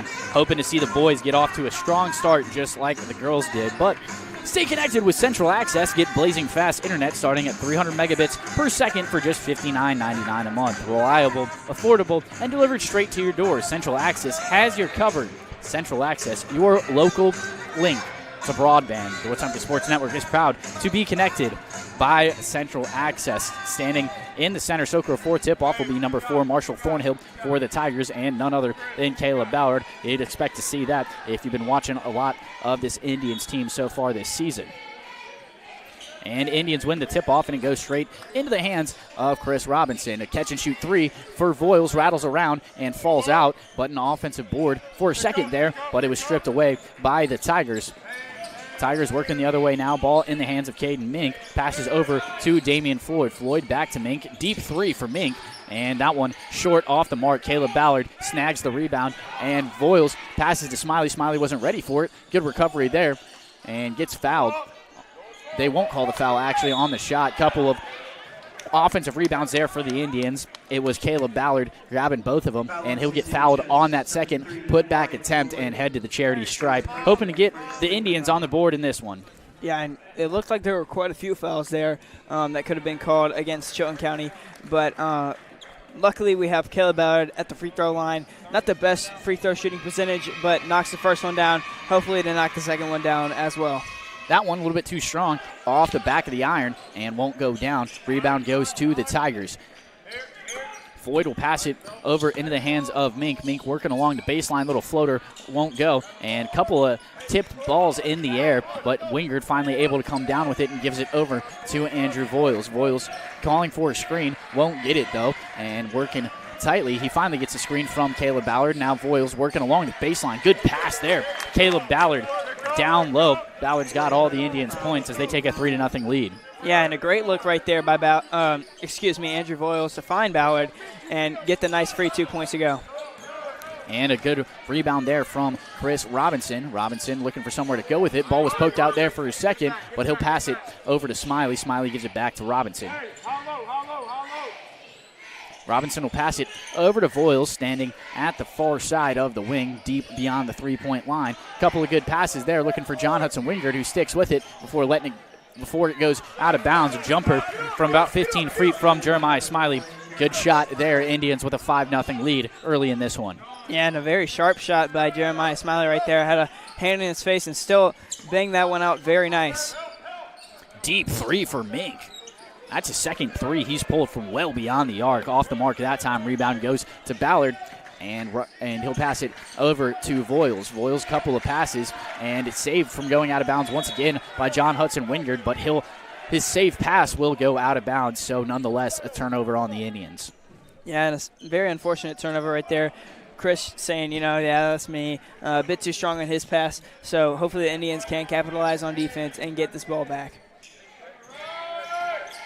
Taking his time to cross midcourt is Mink, who feeds it down low to the big man, Brock Porter, who lays it up and in. And the Tigers student section cheering for their first bucket for Porter.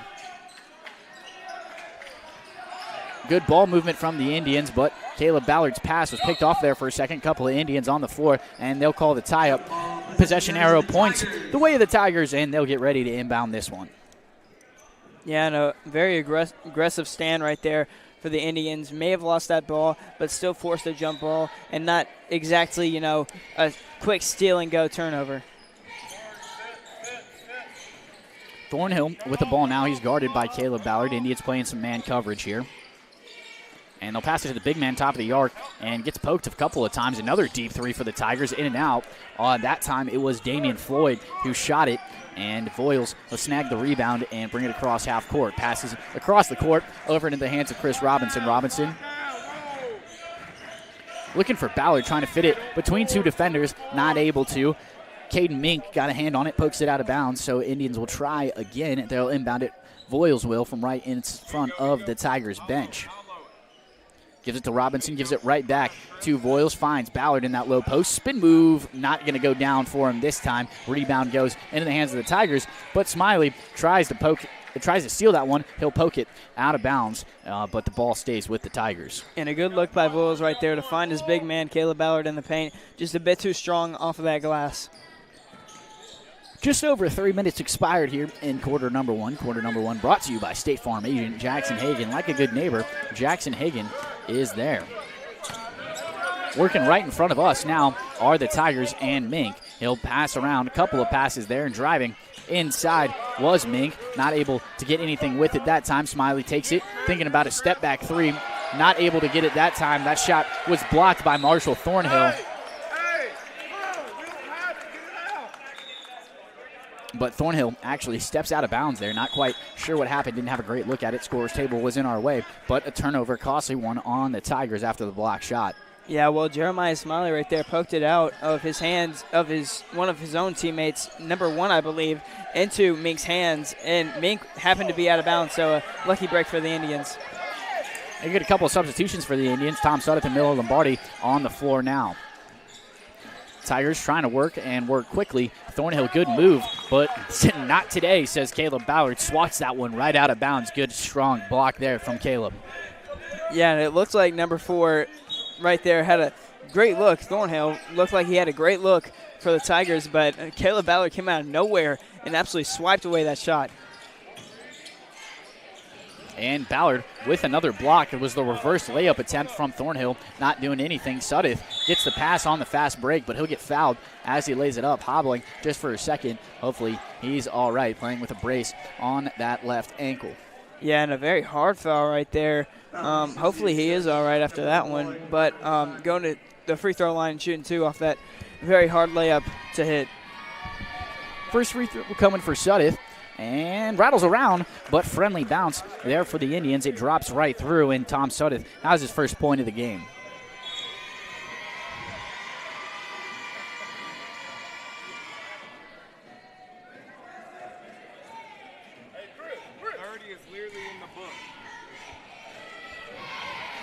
And the scorer's issue. Here you got the official checking things out, matching up the scorebooks there, trying to make sure everything is all squared away.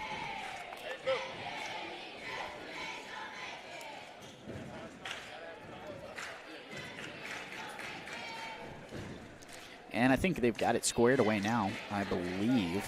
Still waiting for the officials to whistle this one in. Scorebooks have been handed back to their rightful counterparts who have been diligently charting this game. Second free throw now coming at the line for Tom Sudduth. This one, nothing but net, drops right through. 2 for 2 at the free throw line goes Tom Sudduth. And some nice big man free throw shooting. 3 for 4 are the big men, Tom Sudduth and Caleb Ballard. So doing pretty well off that free throw line. Nice underhand layup there from Caden Mink, closing in this Indians lead just a little bit. 7-4, Indians on top. Yeah, the Indians will need a bit more of offense going right here. Just whatever they can get, Good feed from Chris Robinson down there, fitted between two defenders successfully that time to Tom Sudduth, but Sudduth draws another foul on the shot. Back to the charity stripe goes Tom Sudduth.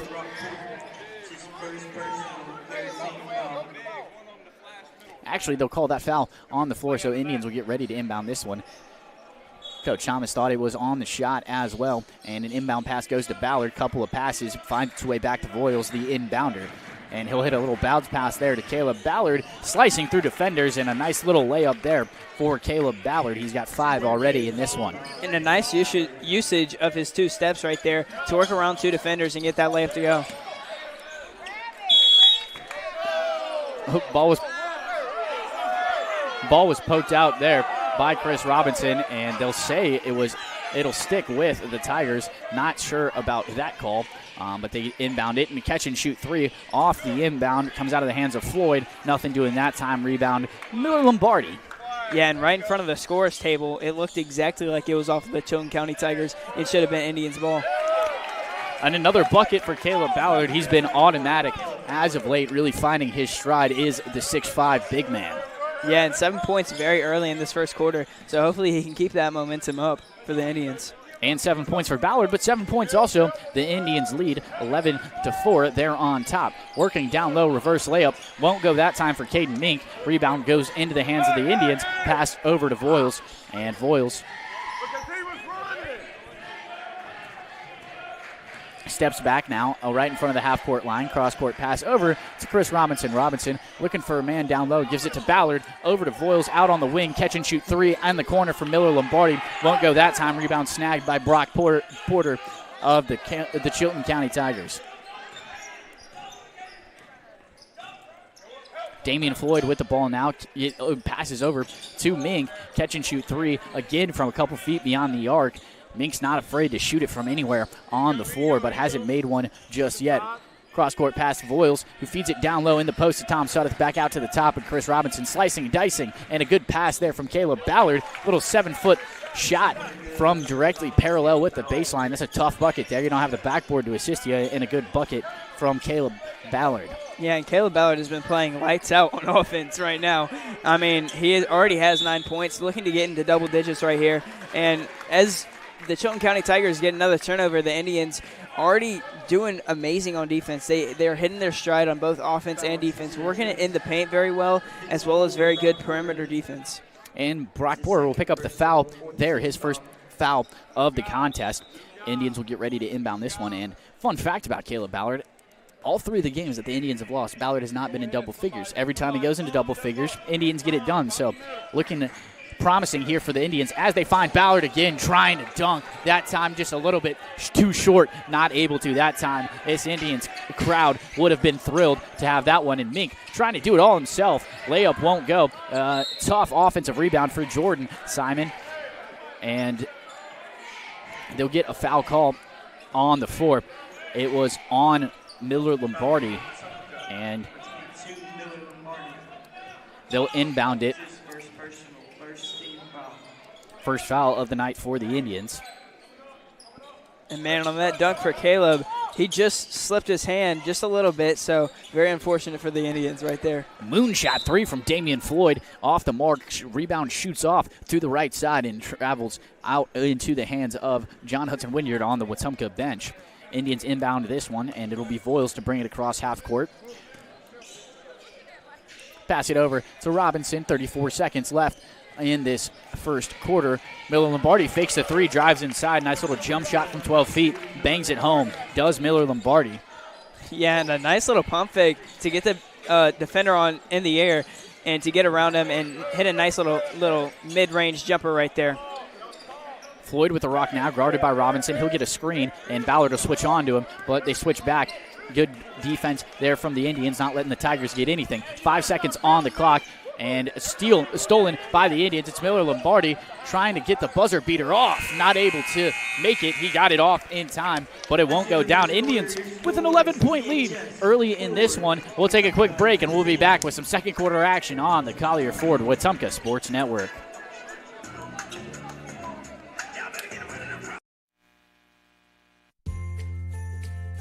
Christmas is coming fast, and Russell Do-It Centers and Building Supply is celebrating with a huge holiday giveaway you won't want to miss. Now through December 19th, visit any Russell Do-It Center or Russell Building Supply locations and enter for your chance to win. Every in-store registration puts you in the running for a $100 gift card, and one lucky winner will take home the grand prize, a $1,000 shopping spree. It's Russell's way of saying thank you to the community. Stop in, sign up, and enjoy the season.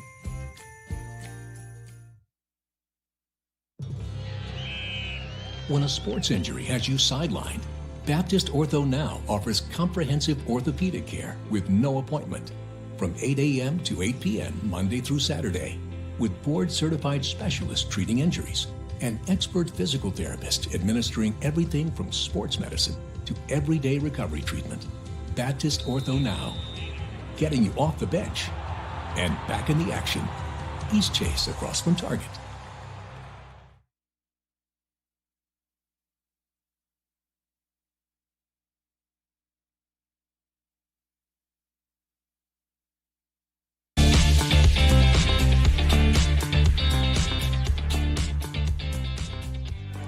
Back now, time for some second quarter action on the Collier Ford Wetumpka Sports Network. Indians with an 11-point lead, 15-4. They're on top, and they'll get the rock to start this second quarter. Student section starting to fill out a little bit for this Chilton County team. Was rather lackluster during the girls' game, but starting to get some folks in the building now. Tom Suddeth with the rock, hands it off over to Lombardi, who gives it right back to Suddeth. Suddeth working along the baseline and not able to get it to go, but draws another foul. Tom Suddeth's already drawn 3 fouls in this one. Yeah, and he's been proven to be doing pretty well from the free throw line in this one as well. Drawing 3 fouls, like you said, and getting to the free throw line. So this has also been a very key factor for the Indians, being able to get some free points from the free throw line. And bangs that one home. Tom Suddeth does. First free throw down the hatch and extends the Indians' lead to 12. Indians wearing their black uniforms with gold numbers, gold lettering, and gold trim down the sides of the jersey as Suddeth drops in that second free throw. Tigers in their white jerseys with blue numbers, blue lettering, orange trim, and a blue and orange stripe down the side. Step back, long range 2, off the mark there for Floyd. Rebound goes into the hands of Suddeth, and he'll hand it off to Voiles. Voiles was looking for Suddeth, a little spin pass there, not able to get it down, but the ball was touched by Brock Porter before it went out of bounds, so it'll stick with the Wetumpka Indians. Voiles now gets his man in the air, passes out to the top of the arc. John Hudson Wingard, a couple of feet beyond the arc, a 3 fired by Chris Robinson, offensive rebound and putback by John Hudson Wingard. He's lived on the second chance points all season long. It's something he's done really well for this Indians team. Yeah, and he's been doing the dirty work, mainly in this game and the whole season. Like you're saying, getting those second chance points and getting big in the paint. John Hudson Wingard, the janitor, just cleaning everything up. Deep 3 off the mark from Damian Floyd. He's about 5 feet beyond the arc there. That was well beyond the NBA 3 as well. And they'll get Wingard for the foul there. Coach Thomas saying he was straight up, and I actually happen to agree with that one. Didn't think he got handsy at all, but it'll send Jordan Simon to the free throw line for the Tigers. Yeah, the fans as well just saying that it was a jump ball. You know, it looked like it was because they both were tied up on the ball. But ref called the foul. Not much you can do about it, but ball doesn't lie as he misses his first free throw attempt. Ball does not lie, indeed. It's something I've lived by my whole life. We'll continue to do so. Second free throw coming now for Jordan Simon at the free throw line. This one drops right through. So it half lied there. Yeah. Simon gets his first points in this one as Voiles brings the ball across half court. Voiles with a little spin move, but still being guarded tightly by Marco Simon. And now into the hands of Lombardi, gives it to Wingard up at the top of the arc, and now into the hands of Voiles a little bit beyond the wing, calls for a screen from Robinson. That won't actually be a screen, it'll be a little handoff pass. Robinson working now, trying to dribble drive inside. Jump shot from the free throw line, off the mark that time. 19-5, Indians on top currently. Yeah, just a bit rushed on that mid-range jumper for Chris. Looks like he could have had an open man and John Hudson-Wingard in the paint, but just missed him off that look. Well, Robinson's been a really good mid-range shooter there. Step back three. Thought about it, did Floyd, but he'll stick with it. Won't have the three, and he'll pass it out to the top just a few feet in front of half-court line is Caden Mink. Mink driving inside, trying to slice and dice his way home. Won't go down for him that time, and Robinson gets the rebound, passes it over to Voiles. Jordan Hill takes a seat in front of the scorer's table, getting ready to check into this one as Voiles' pass was tipped and turned over. And coming the other way was Marco Simon. Layup off the mark there, and Chris Robinson catches a cross-court pass, long pass, and ball's just all over the place there. Miller Lombardi snags it, and step back two-pointer there, and nice bucket from Miller Lombardi. Two good shots from him so far. Yeah, and he's been shooting very well from the mid-range, long mid-range to be in fact, and very efficient on offense. And stepping into a three is Damian Floyd. Drops it in that time. And the Tigers now with 8, but still a 14-point lead for the Indians. Voiles finds Suddeth down low, lays it up and in, making it look easy, Tom Suddeth. And the Indians playing some very strategic basketball, not allowing anything easy on defense, as well as getting into the paint and working into the paint very well. Spin move and an underhanded layup comes out of the hands of Caden Mink, but he'll draw the foul on the shot there. Waiting to see who that one was called on. And the second foul of the night goes against John Hudson-Wingard. Indians only have 3 fouls, but Wingard's got 2 of them. Yeah, and getting into early foul trouble is something that the Indians do not need right here at the start of this game. And if the Indians do start having like some foul trouble, like people not performing as well because, they're out of the game, it will lead to some miscues from our bench players, but it'll also lead to the Chilton County Tigers having a chance to claw back into this game. First free throw was good for Mink. Second one, not so much. Got a couple of substitutions during that free throw timeout. Chris Robinson came out off the floor, and Jordan Hill took his place. Caleb Ballard takes the place of John Hudson-Wingard. Wave off the bucket, call the foul on the floor for Caden Mink. That one's going to go against Jordan Hill, I believe. And they will. It is on the floor. And Mink asking the officials, come on, man, you sure about that? But they were sure, won't change the call. And he'll inbound it all the way to the back of Marshall Thornhill. Nice little reverse shot there from Floyd, not able to get it to go down. Rebound grabbed by Tom Suddeth, who gives it over to Lombardi. Lombardi gives it over to Hill now. Back to Lombardi. Lombardi faked the three. Driving inside, trying to find Tom Suddeth. I think a Tiger got a hand on that pass. No, actually, they won't. Turnover on the Indians. Yeah, and trying to look for Tom Suddeth. Looks like Tom would have had an easy layup right there for a nice little two-point layup for the Indians. But very unfortunate for Miller Lombardi. Got it slipped out of his hands. And Caleb Ballard charges that inbound pass. It was intended for Jordan Simon. Pokes out of bounds, so the Tigers will try it again. Marshall Thornhill, the man to inbound it for the Tigers. And he's looking way for the home run pass. Not able to go. Stolen by Caleb Ballard.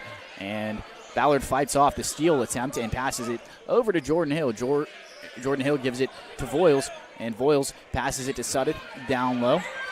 Smiley comes up to the scorer's table, getting ready to check in to this one. Finding Caleb Ballard in that low post, not able to get the dunk down that time. And Tigers had it for a second, but Andrew Voiles hustles, takes the ball out of the hand. Well, it wasn't out of the hands. It was just in the middle of the floor. Stole the pass. There did Andrew Voiles.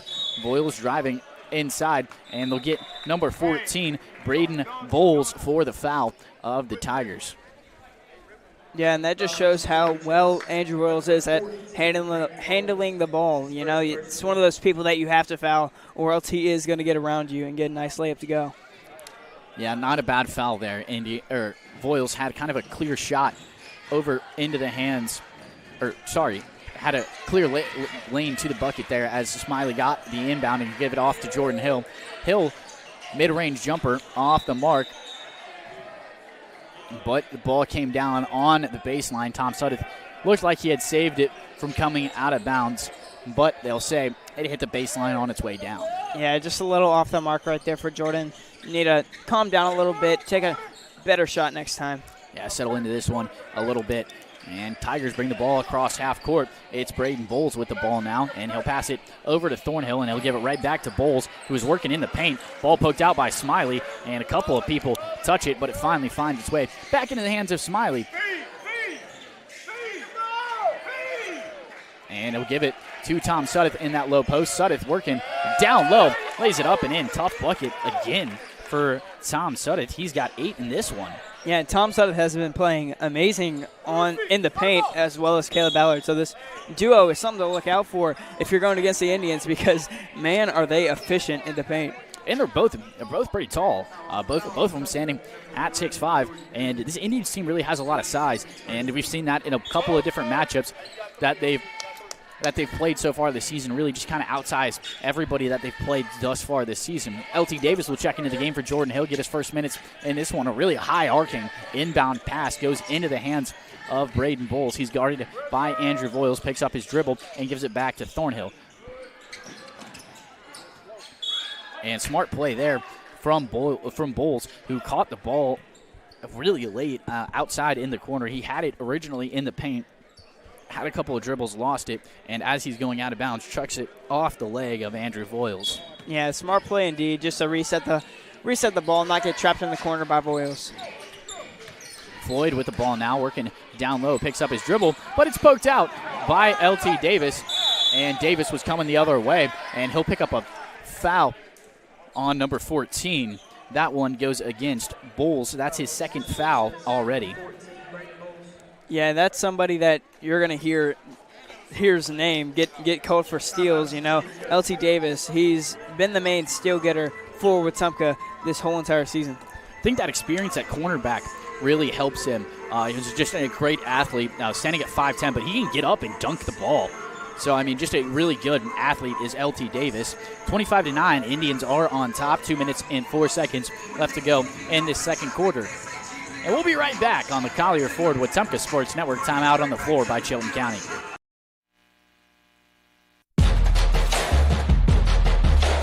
Second quarter action is brought to you by Golf Video. Live event and video production elevating your next project. Let Jackson Dean and his team make your event look like $1 million. Online at golfvideo.io.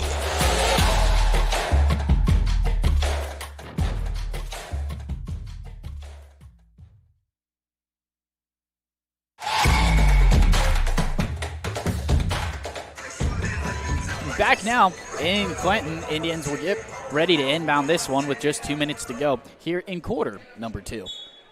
LT Davis, and he'll just give a nice little pass over to Andrew Voiles. Voiles standing just a few feet in front of the half-court line, and he was trying to go somewhere with it. And they'll get Caleb Ballard, I believe, for the foul on that one. Not sure what the call was on the floor, but it'll be a turnover on the Indians. Yeah, Caleb Ballard just pushed off of his man right there, trying to roll to the basket and try and get open for a nice look from Andrew Voiles, but just a bit unlucky on that foul call. Ball in the hands of Floyd now. He was the man to receive the inbound pass, but he passes over to Bowles, who gives it over to Caden Mink.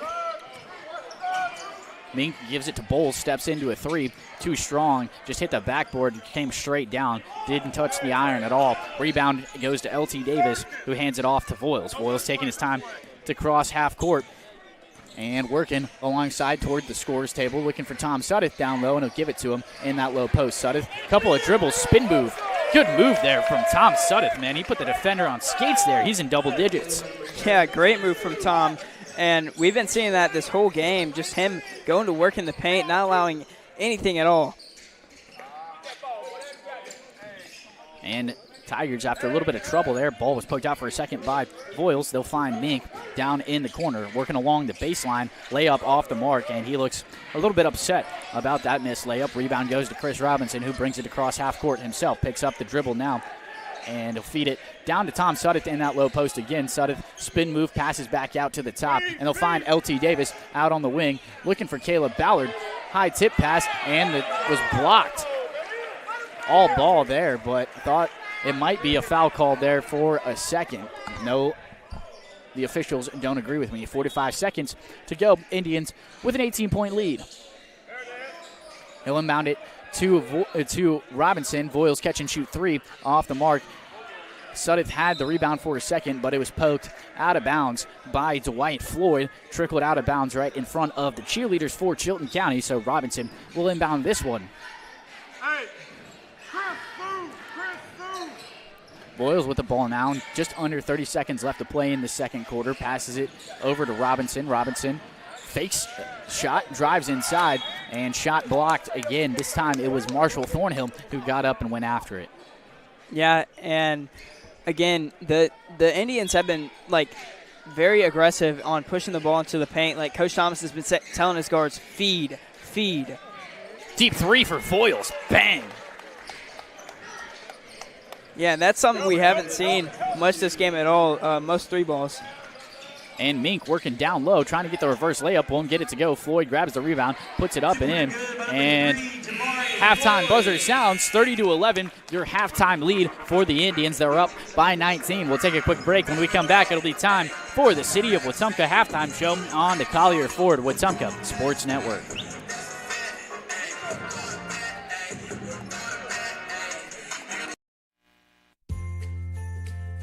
Christmas is coming fast, and Russell Do-It Centers and Building Supply is celebrating with a huge holiday giveaway you won't want to miss.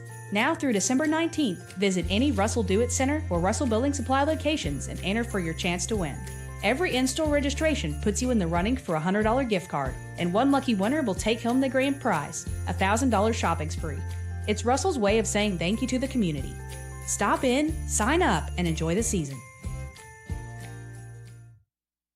Are you tired of slow internet? With Central Access, you get the speeds you pay for delivered directly to your door, so you won't get bogged down when your neighbors are online too.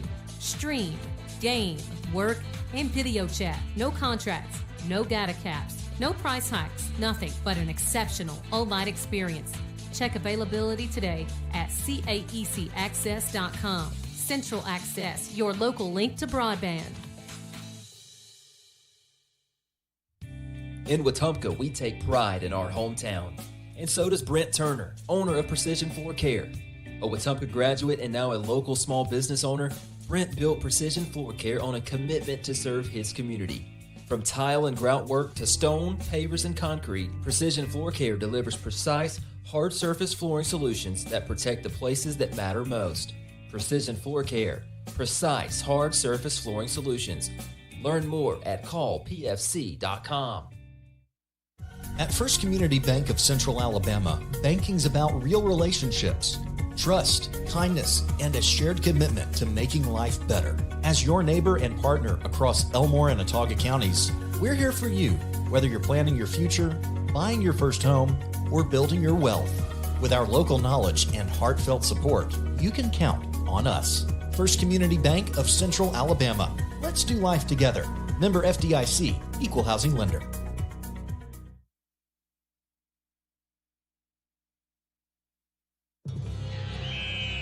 When a sports injury has you sidelined, Baptist Ortho Now offers comprehensive orthopedic care with no appointment from 8 a.m. to 8 p.m. Monday through Saturday, with board-certified specialists treating injuries and expert physical therapists administering everything from sports medicine to everyday recovery treatment. Baptist Ortho Now, getting you off the bench and back in the action. East Chase across from Target. It's never too late to take the next step. The Central Alabama Community College Adult Learning Program helps adults 18 and older earn their GED or even a high school diploma. You can also prepare for the workforce with short-term certificates in medical billing and coding, medical assisting, pharmacy technician, or hospitality and culinary. Flexible classes fit your schedule and your future starts today. Visit cacc.edu/adult education or call 256-378-2017. CACC Adult Learning Program. Discover you. This is Beverly Wright. What I love most about real estate in Central Alabama is helping families find the right place to call home. It's not just about houses, it's about community and the memories you'll make there. If you're ready to start your journey, I'd love to help. Call me, Beverly Wright, with RE/MAX Cornerstone Realty.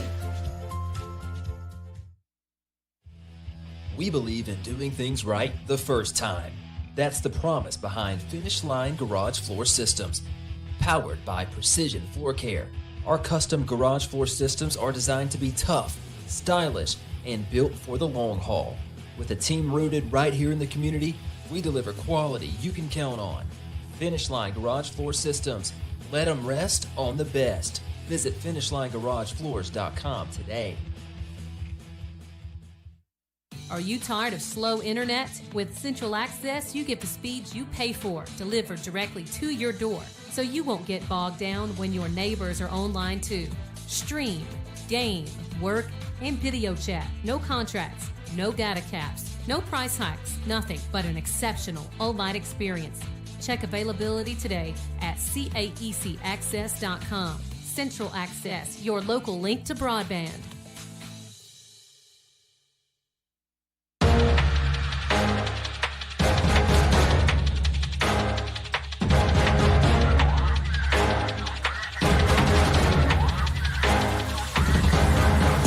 This is the City of Wetumpka Halftime Show on the Collier Ford Wetumpka Sports Network. Welcome to the City of Wetumpka Halftime Show. I'm Mitch Petrie, and alongside me is Deacon Meeks. Indians with a 19-point lead at halftime. And Deacon, what stuck out to you in that first half? What mainly stuck out to me was the ball movement and passes inside of the paint. We have seen a lot of that for the Indians this year, but not as much as we have now. You know, we only shot about 3 threes, I believe, from beyond the arc, and they were all Andrew Boyles. So, very great job for the Indians to move it inside of the paint.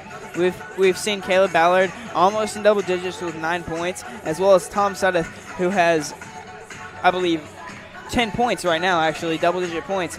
And that's just solely from him, slicing and dicing those defenders up and cutting to the paint and getting some nice free layups.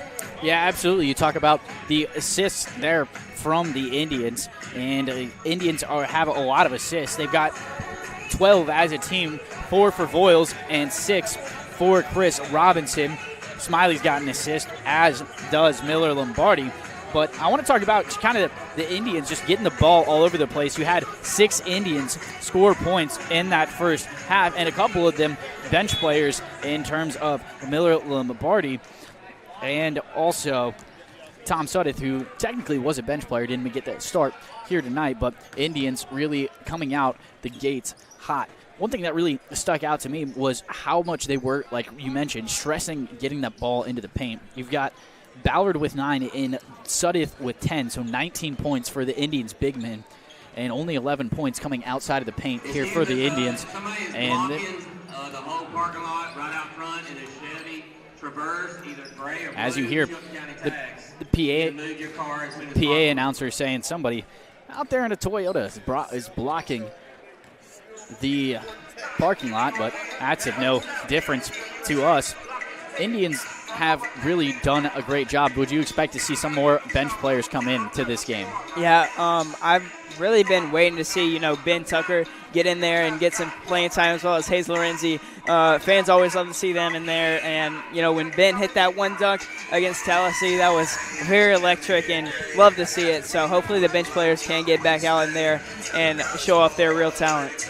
Yeah, I would expect that as the way things are going right now. Indians also playing some really good defense. Haven't really touched on that too much, but Chilton County only with 11 points, and really a lot of their shot attempts came from deep threes. And usually when you're shooting the deep three like that, it's because you're not able to push the ball inside the paint and not even get good perimeter attempts. The only way you can do it is by making a three harder than it already is. Yeah, and like you're saying, I mean, the perimeter defense has been amazing. LT Davis, as soon as he got in there, he got a tip steal and went on a fast break for a layup. I believe it was Tom Suddeth that made the layup, though. And it was a great defensive half for the Indians as well. Absolutely. 3 steals for the Indians as a team, 1 for Ballard, 1 for Lombardi, and 1 for LT Davis, like you just mentioned there, Deacon. Couple of blocks for the Indians as well in that first half. Ballard had 3 blocks, and Wingard had 2 of his own. Couple more Indians with blocks in Voiles and Sudduth, both with 1 apiece. We'll take a quick break, and when we return, it'll be action the rest of the way on the Collier Ford Wetumpka Sports Network. Hungry for fresh, flavorful seafood? Come to Wharf Casual Seafood, your local spot for shrimp, crab claws, mahi-mahi, and all your coastal favorites. Looking for a budget-friendly bite? Check out our tasty lunch specials featuring wraps, salads, shrimp, and more. Wharf Casual Seafood, wharfcasualseafood.com. The coast is here.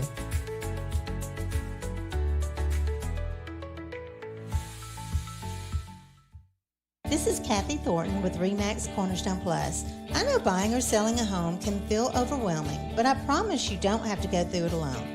I'll guide you through every detail and keep things simple, clear, and stress-free. When you're ready to make a move in the River region, call me, Kathy Thornton with RE/MAX Cornerstone Plus.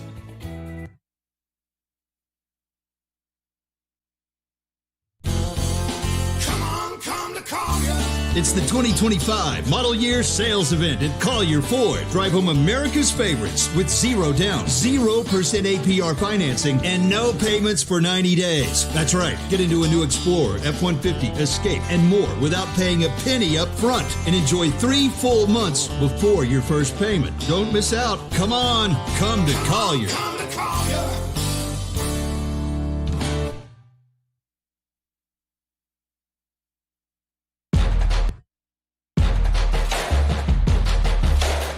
Third quarter action is brought to you by Radio Alabama Sports. Game on.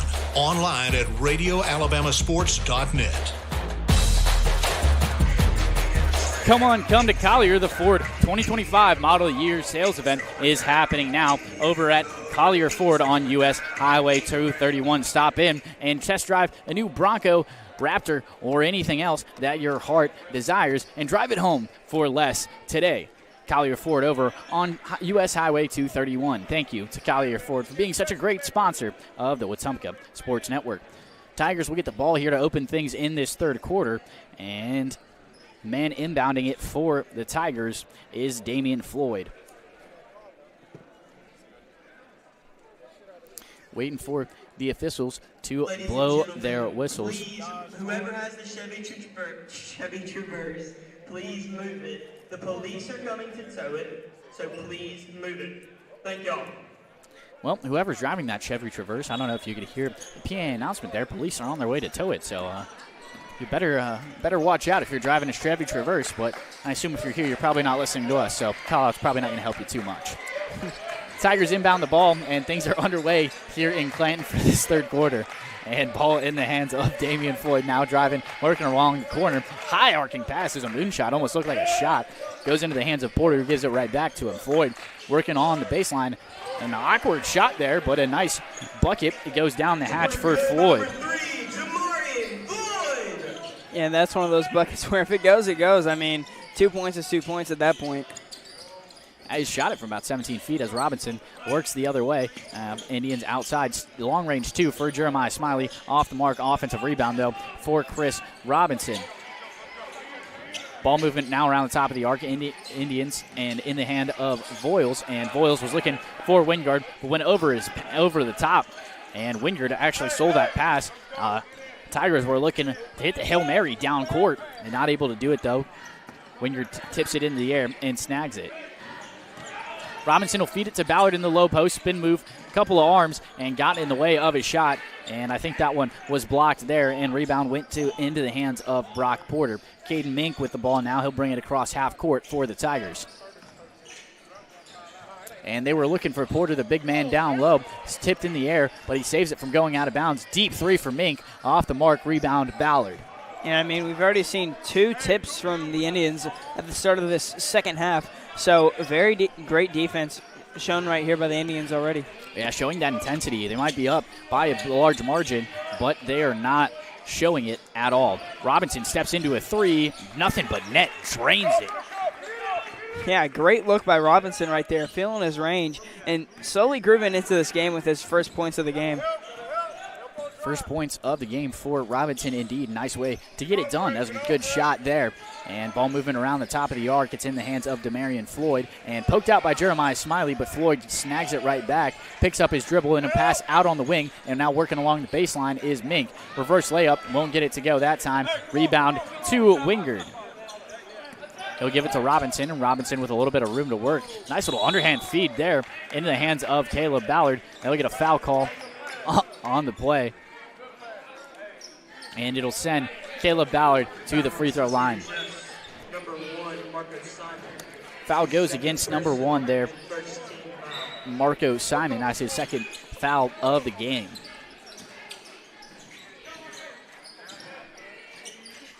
Robinson now fakes the three on the corner, steps over, shoots it off the mark that time.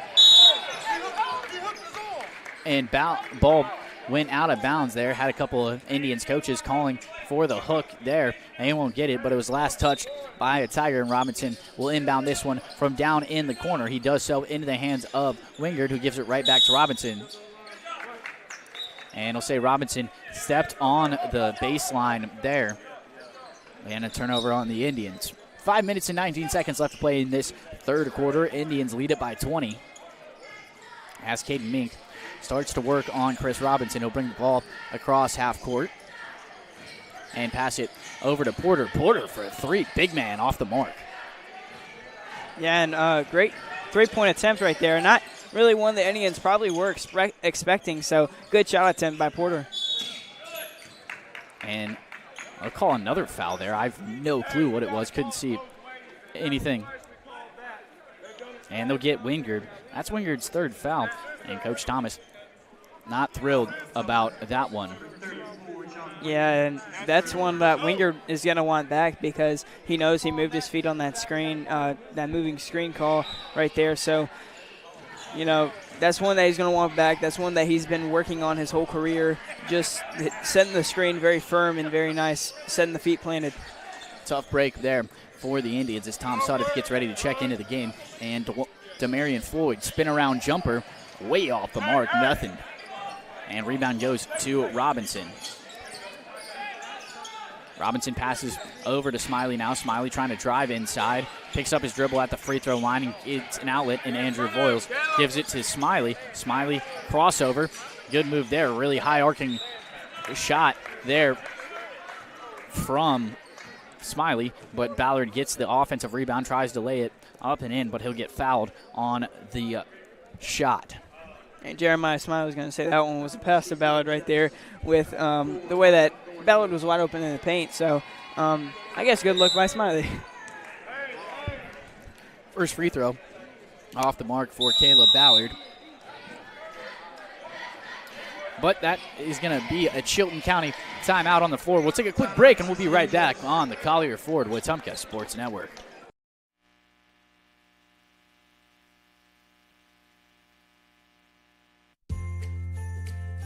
Christmas is coming fast, and Russell Do-It Centers and Building Supply is celebrating with a huge holiday giveaway you won't want to miss. Now through December 19th, visit any Russell Do-It Center or Russell Building Supply locations and enter for your chance to win.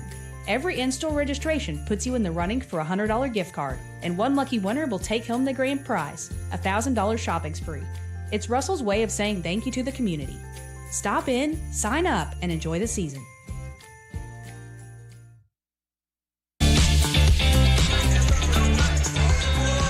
Precision Floor Care are your local experts for tile, grout, stone, brick, and concrete. From cleaning and sealing to full decorative finishes, they deliver precise results every time. Trust Brent Turner and the hometown team that cares about our community. Call Precision Floor Care or visit callpfc.com. Ballard shooting his second free throw, first one off the mark, but drains it. That time, Ballard's in double figures. He's got 10. And Ballard proven to be true from the free throw line on that last free throw attempt. Tigers with the ball now. Indians playing some tight defense and not letting anything get inside of the arc, but trying to do so now is Marco Simon. He lost it, and ball ends in the hands of Smiley. And Robinson high arcing pass to Caleb Ballard. It was tipped out of bounds by Marco Simon. He was guarding Ballard there. Kind of got his hand in the way of that pass, swatted it out of bounds, but Indians will stick with it. Moonshot pass up to Robinson, stepping into a three. Voiles off the mark. Offensive rebound from Smiley. He was looking for Tom Suddeth, but it was poked out, but snared by Robinson. Robinson, as he was working along the baseline there, kicked it inside. A couple of things just happened there, but it was last touch by a Tiger. Rolls out of bounds, and Andrew Voiles will inbound it this time. Miller Lombardi will check into the game for Jeremiah Smiley. And they'll find Lombardi in the corner, and three off the mark that time. Hit the top of the backboard and fell right into the hands of Demarion Floyd. Floyd guarded by Voiles, working with the rock now, just outside of the three-point line. He'll pass it over to Marshall Thornhill now, and Caden Mink with the ball, guarded by Lombardi, driving inside, steps it back, does Thornhill. Three off the mark that time, and Suddeth was trying to hit the home run pass to Voiles, and it was intercepted by Marco Simon, and he'll hit a bounce pass over into the hands of Thornhill, and now working with it is Demarion Floyd. Floyd steps into a three, drills it.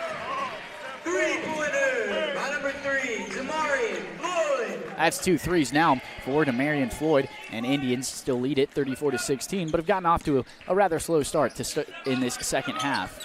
Yeah, and Coach Thomas, is probably telling his players, just chill out, no need to do anything crazy to sell this lead, but sadly the Indians are doing so right now. Still lead it by a sizable margin, 18 for the Indians, as Lombardi starts to work inside, passes to Tom Suddeth out in the low post as Suddeth was dribbling, trying to work inside the paint. They'll get a foul call on the floor. He was tripped up, and that one goes against Marco Simon as well. That's Simon's third foul. In a very rough game right here being played for the Indians. Robinson inbounds it into the hands of Lombardi. Lombardi gives it to Voiles. Voiles down to Ballard. Back to Lombardi out on the corner. Back to Caleb Ballard. Oh, tried to put a man on a poster that time. Nothing but net. Ball rolls out of bounds off the rebound, but it was last touched by Marco Simon of the Chilton County Tigers. And it looked like Caleb's jersey might have got tugged while he was going up for the dunk. So very deciding factor right there if he was going to put that man on the poster. But very unlucky break for the Indians. And maybe a missed foul call there. But Indians still have the ball, and they'll inbound it. Will Chris Robinson over to Lombardi. Lombardi deep in a half-court territory, and he'll give it over to Voiles now. Voiles working, starts to dribble along the baseline, up in the air, almost got a tough bucket there, not able to get it to go down. And they'll get the foul call on the Tigers there. Marshall Thornhill will pick it up. Great job by Andrew Voiles, using his big body to get in there and get the nice, tough foul right there. Very tough layup, and almost hit it as well, but still able to go to the free throw line. Voiles shooting his first one, nothing but net that time. You expect that when you got a sharpshooter like Voiles taking a trip to the charity stripe. Second one about to come for Voiles now. Catches the inbound. Or, well, it's not inbound, but just a pass from the official. And nothing but net that time again. Count them both for Andrew Voiles at the free throw line. And coming the other way quickly are the Tigers, but they lost the ball, and it winds up in the hands of Tom Suddeth. Suddeth trying to do it all himself. That shot was blocked and tipped a couple of times. Finally finds its way into the hands of Caleb Ballard, who lays it up and in. And Caleb has his fifth two-pointer of the game. Now at 12 points, sitting strong and nice. Probably has a double-double by now with all the rebounds he's been getting on defense and offense. I think that's a pretty safe bet. I'm not a betting man, but I'd certainly take that one. Driving inside, and a tough finish there from Braden Bowles. He lays it up and in. Indians' lead now is 20 points.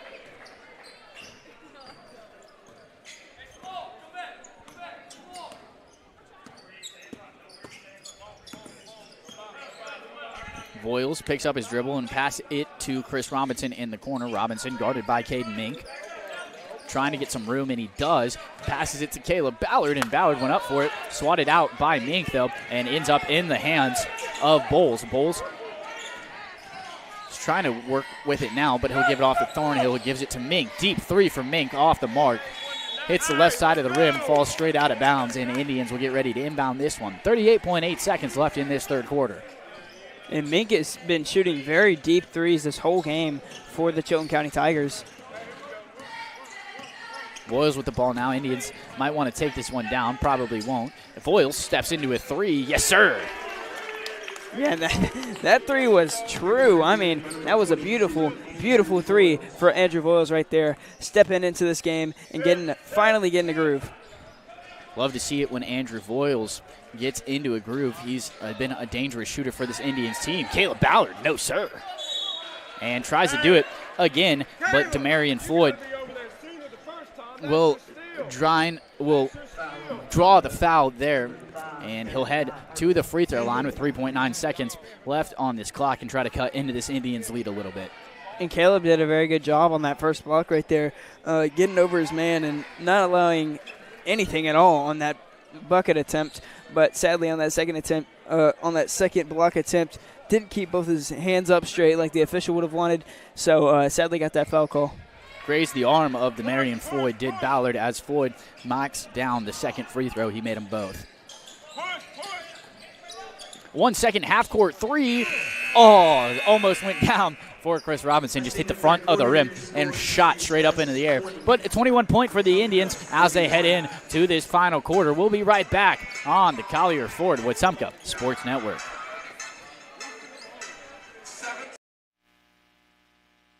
Protect what matters most with State Farm agent Jackson Hagan in Wetumpka. From auto and home to life insurance, Jackson Hagan and his dedicated team offer personalized service to ensure you have comprehensive coverage tailored to your needs. As a local agent, Jackson Hagan understands the unique challenges you face and is committed to guiding you through every step, from quotes to claims. Trusted a neighbor who truly cares. Like a good neighbor, State Farm agent Jackson Hagan is there. Call 334-478-3864 for a quote today. Hi, I'm Beverly Wright with RE/MAX Cornerstone Realty. Every move is different, and so is every client. That's why I take the time to listen, understand, and guide you through the process with care.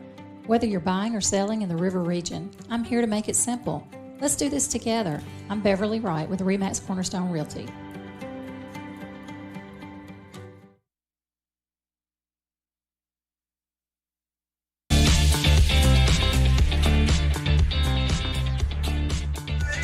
Almost time for fourth quarter action here on the Collier Ford Wetumpka Sports Network. I'm Mitch Petrie. Alongside me is Deacon Meeks, and the Indians will get the ball to start this final quarter.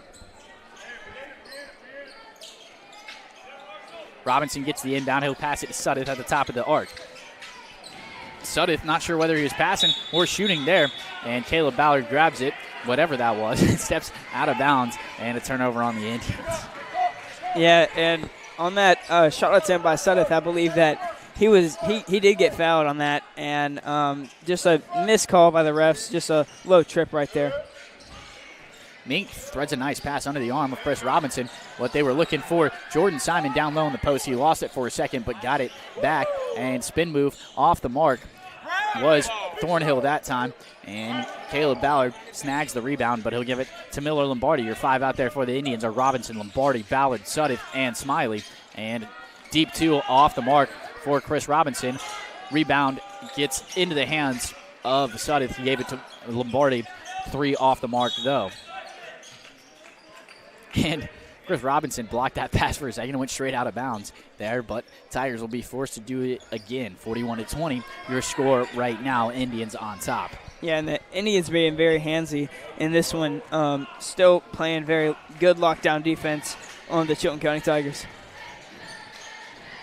Mink with the ball now, and he'll pass it all the way across the court over into the hands of Bulls. Bulls guarded by Lombardi, picks up his dribble. Lombardi topped it out for a second. Val stuck with it and gives it off to Demarion Floyd. Floyd driving inside, deep two-pointer off the mark, though. And rebound goes to Chris Robinson. Gives it to Lombardi. Indians trying to push the pace here a little bit. Tom Suddeth working down low. Caleb Ballard lays it up and in.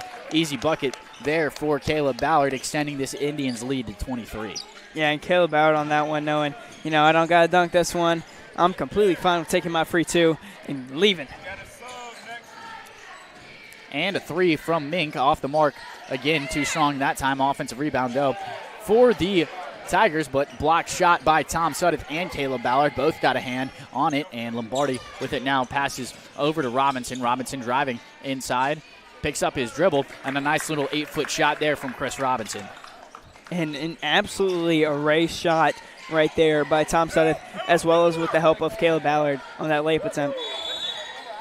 And bodies hit the floor there. They'll get a foul call on that shot. I think the foul will go against Tom Sudduth, waiting for a signal from the officials, and it will go against Sudduth. And that will send Demarion Floyd to the free throw line.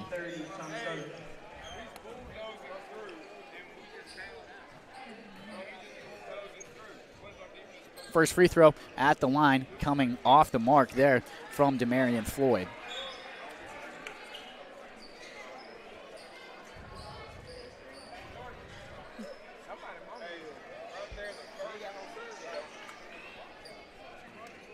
Second free throw now coming for Demarion Floyd. Indians with a 25-point lead, 45-20. They're on top. Make that 24 after the free throw gets made by Floyd. Robinson with the ball now, standing at half court. He'll give it over to Voiles. Voiles starts to drive inside, finds Caleb Ballard. Good pass, good find there, and good bucket from Caleb Ballard.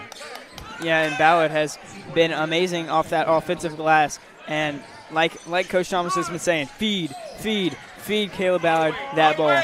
And speaking of Caleb Ballard, he gets a nice foul there and not able to get the layup to go that time. Hudson Wynyard had a chance at the rebound there for a second, but Tigers coming the other way, trying to do so quickly, but some good defense from Jeremiah Smiley as he pokes it out. Now, much to the dismay of this Indians crowd, look at a foul call on Robinson, I believe.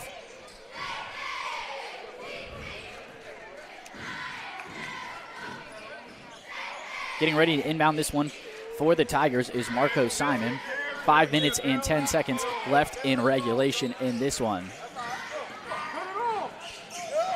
Driving inside were the Tigers. He passes it over to Mink, and Caleb Ballard blocked the shot. They'll call a foul on Ballard there. Thought that one was all ball.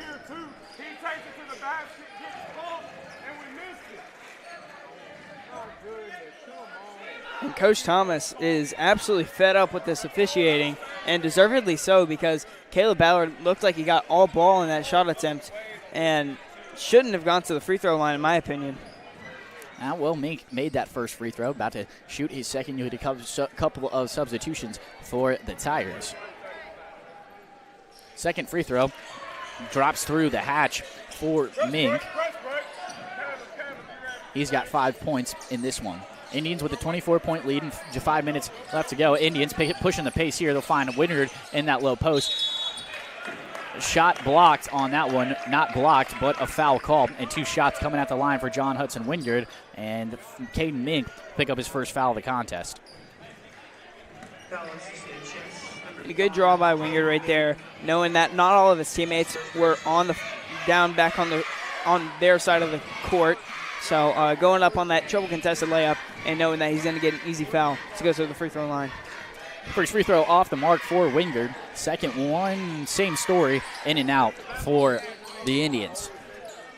Rebound went into the hands of Porter. Porter passes it over to Demarion Floyd, who's working with it now. Picks up his dribble. Spin move, good bucket there from Floyd. Yeah, very tough bucket right there for Chilton, and props to them. Good ball movement there from the Indians, finding a wide open Jeremiah Smiley, who drops it through the hatch. Good 3-ball there from the Indians, 50-25, taking advantage of the full court press of the Tigers. Yeah, an amazing ball movement even, because Jeremiah Smiley was left wide open, and there wasn't a man in about 18 feet of him. So yeah.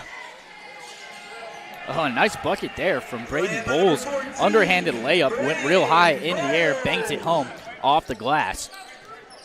And Tigers letting up on this press just a little bit, but Voiles finding his way, slicing and dicing, gives it to Caleb Ballard, and Ballard lays it up and in. And another easy bucket for Caleb Ballard.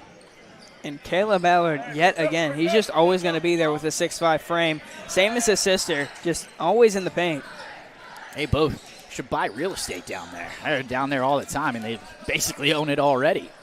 52-27 your score right now. 3 minutes and 34 seconds left to go as he gets some ball movement from the Tigers. Catch and shoot three out of the hands of Bulls off the mark. And Indians and Tigers fighting for the rebound. Couple of bodies on the floor, and it'll be a jump ball.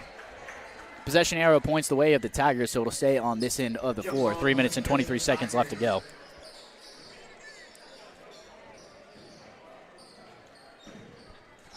Caden Mink will be the man to inbound it for the Chilton County Tigers. And they'll take a timeout, and as they do so, we'll take one of our own. We'll be right back on the Collier Ford Wetumpka Sports Network. Indians lead at 52-27. Hey, I'm Chad Barrett with RE/MAX Cornerstone. I love helping families in Central Alabama find their place to call home. Whether you're buying in Prattville, selling in Wetumpka, or moving anywhere across the river region, I'll make the process smooth and successful. Call me, Chad Barrett at RE/MAX Cornerstone. Let's find your perfect home together.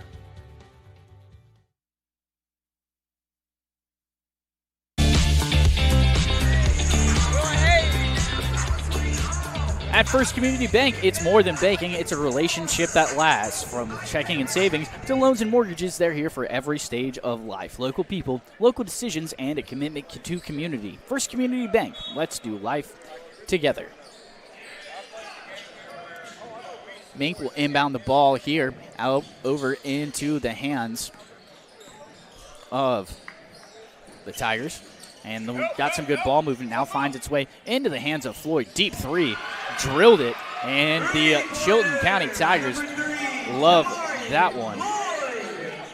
Yeah, very deep three. And now the Chilton County Tigers are getting them to land. So hopefully the Indians can lock down on that perimeter defense. Chris Robinson trying to do it all himself, and he does. Good bucket for Robinson, who's almost in double figures. He's got 7 in this one. Yeah, fantastic bucket even. And working off that little screen to get some freedom and on the near wing. Caleb Ballard sends that one back to says return to sender. There, as it's a loose ball, trying to figure out who touched it last. And they'll say the Indians do, but, man, I'm not sure about that one. I think it was Braden Bowles, number 14, who kind of kicked it out of bounds. And Bowles will check out of the game as Marshall Thornhill will come in and take his place. Yeah, it definitely looks like Bowles kicked the ball right there. So, unlucky break for the Indians, so hopefully they can get it back on this possession. Mink with the ball now, kind of taking his time, but 2 minutes and 20 seconds left in this one. 3 off the mark for Mink, not able to get it down. Rebound goes to Jeremiah Smiley, and Smiley, after faces a double team from the Tigers, will dribble it out of bounds. A turnover on the Indians. Yeah, and Coach Thomas telling his man Jeremiah Smiley, hey, you got to look up, got to look for the people around you, because Andrew Voiles was going down the court wide open. So very unlucky look. And they'll inbound this one over into the hands of Porter, not able to get it to go, but an offensive rebound, and Porter finds it again, this time from 3, off the mark, goes straight out of bounds, right in the corner down there. Just over 2 minutes left to play in this one. Indians with a 24-point lead. Got to stay strong, not let the Tigers get any signs of life. They're taking their time across half court, and Robinson does so. Turns on the Jets now, trying to make his man miss. Step back, thought about the shot, and he'll give it over to Wynyard, who gives it right back to Robinson. Robinson over to Voiles. Voiles working on that far side, and they'll foul Voiles right away. Not going to let him get the shot off. That one goes against Demarion Floyd. And that just shows how antsy you have to be around Andrew Voiles and, his shooting ability whenever you're guarding him. So, honestly, valid foul right there. Warren Eddie Puckett checks into the game for the Tigers, getting his first minutes in this one, as Robinson shot off the mark and rebound goes to the Tigers. 1 minute and 27 seconds left in this one. And Mink working on Robinson, trying to do it all himself, and an underhand layup won't go down. And Caleb Ballard gets fouled right away by Demarion Floyd.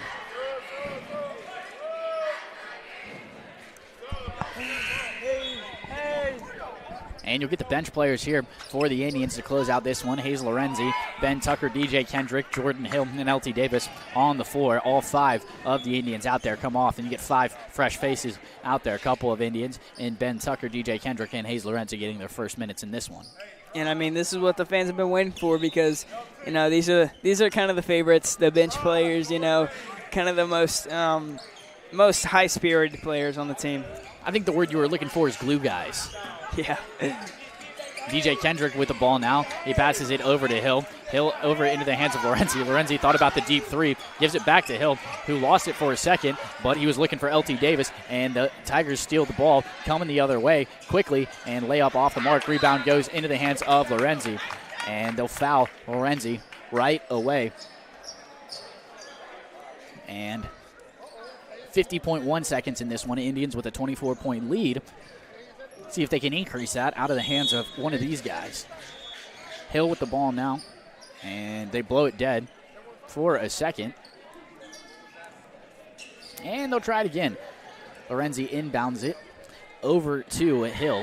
Hill brings it across midcourt, and Hill had a nice little underhand pass to Lorenzi. Lorenzi thought about the 3 and feeds it backwards to LT Davis, who passes down to DJ Kendrick. Ball kicked off of his knee there.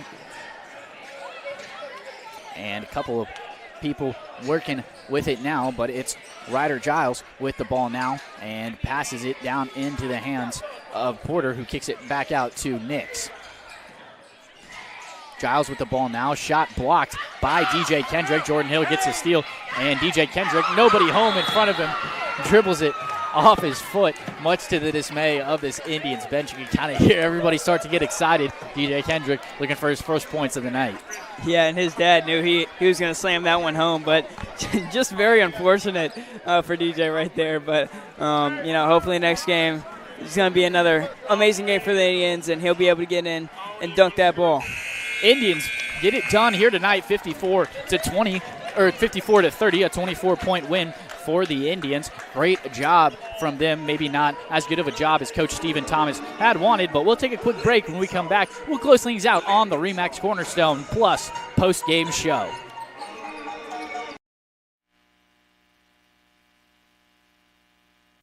At First Community Bank of Central Alabama, banking's about real relationships, trust, kindness, and a shared commitment to making life better. As your neighbor and partner across Elmore and Autauga counties, we're here for you, whether you're planning your future, buying your first home, or building your wealth.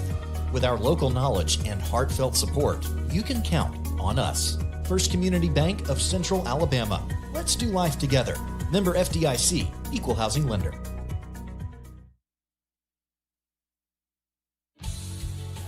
Safety starts with Montgomery Fire Equipment Company.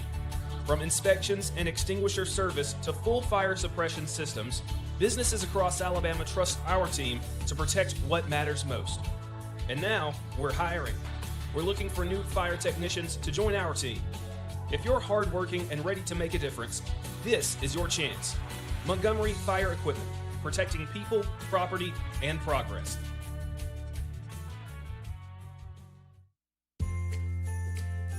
Christmas is coming fast, and Russell Do-It Centers and Building Supply is celebrating with a huge holiday giveaway you won't want to miss. Now through December 19th, visit any Russell Do-It Center or Russell Building Supply locations and enter for your chance to win. Every in-store registration puts you in the running for a $100 gift card, and one lucky winner will take home the grand prize, a $1,000 shopping spree. It's Russell's way of saying thank you to the community. Stop in, sign up, and enjoy the season. Gear up for a flavor victory at Wharf Casual Seafood. Whether you're craving seafood classics like shrimp or crab claws, or wanting to tackle a juicy burger or crisp salad, we've got your winning play. Dine in with us or grab a meal to go and find out why every bite is a win at Wharf Casual Seafood. Check out our menu at wharfcasualseafood.com. The coast is here.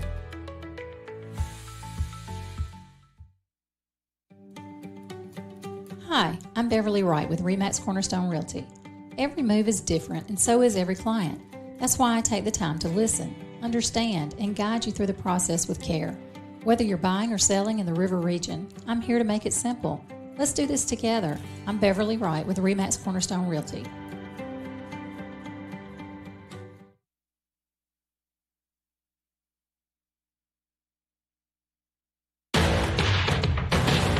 This is the RE/MAX Cornerstone Plus post-game show on the Collier Ford Wetumpka Sports Network.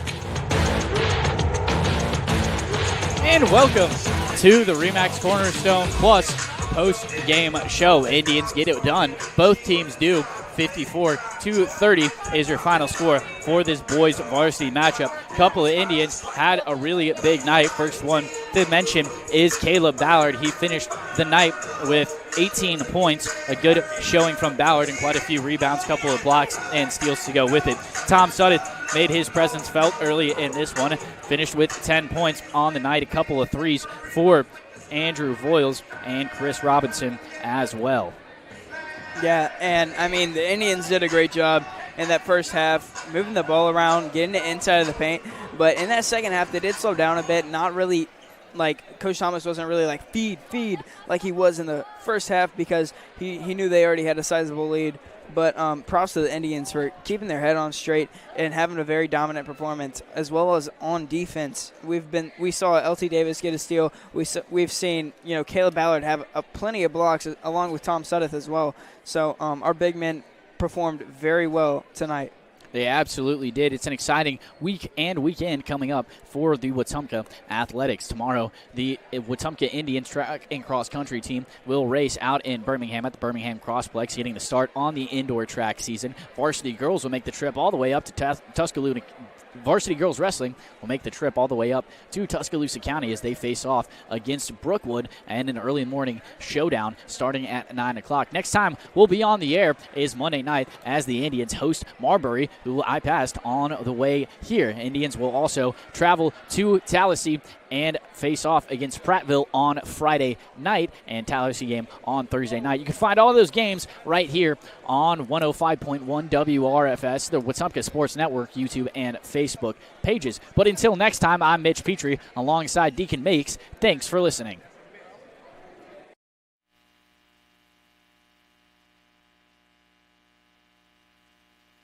You've been listening to the Collier Ford Wetumpka Sports Network, home of the Wetumpka Indians. Presented by RE/MAX Cornerstone Realty and RE/MAX Cornerstone Realty Plus, Central Alabama Community College, and the City of Wetumpka. Sponsored in part by Collier Ford, Central Alabama Community College, RE/MAX Cornerstone Realty and RE/MAX Cornerstone Realty Plus, Baptist Health, and Baptist Ortho Now. The City of Wetumpka, Central Access, Russell Do-It Center, State Farm Agent Jackson Hagan, Wharf Casual Seafood, First Community Bank, Montgomery Fire Equipment Company, CAC Adult Learning, and Precision Floor Care. The Collier Ford Wetumpka Sports Network is a product of Radio Alabama Sports and Radio Alabama. This broadcast is copyrighted by Radio Alabama for the private use of our audience. Any other use of this broadcast, descriptions, or accounts of the game without Radio Alabama's consent is strictly prohibited. Thanks for listening.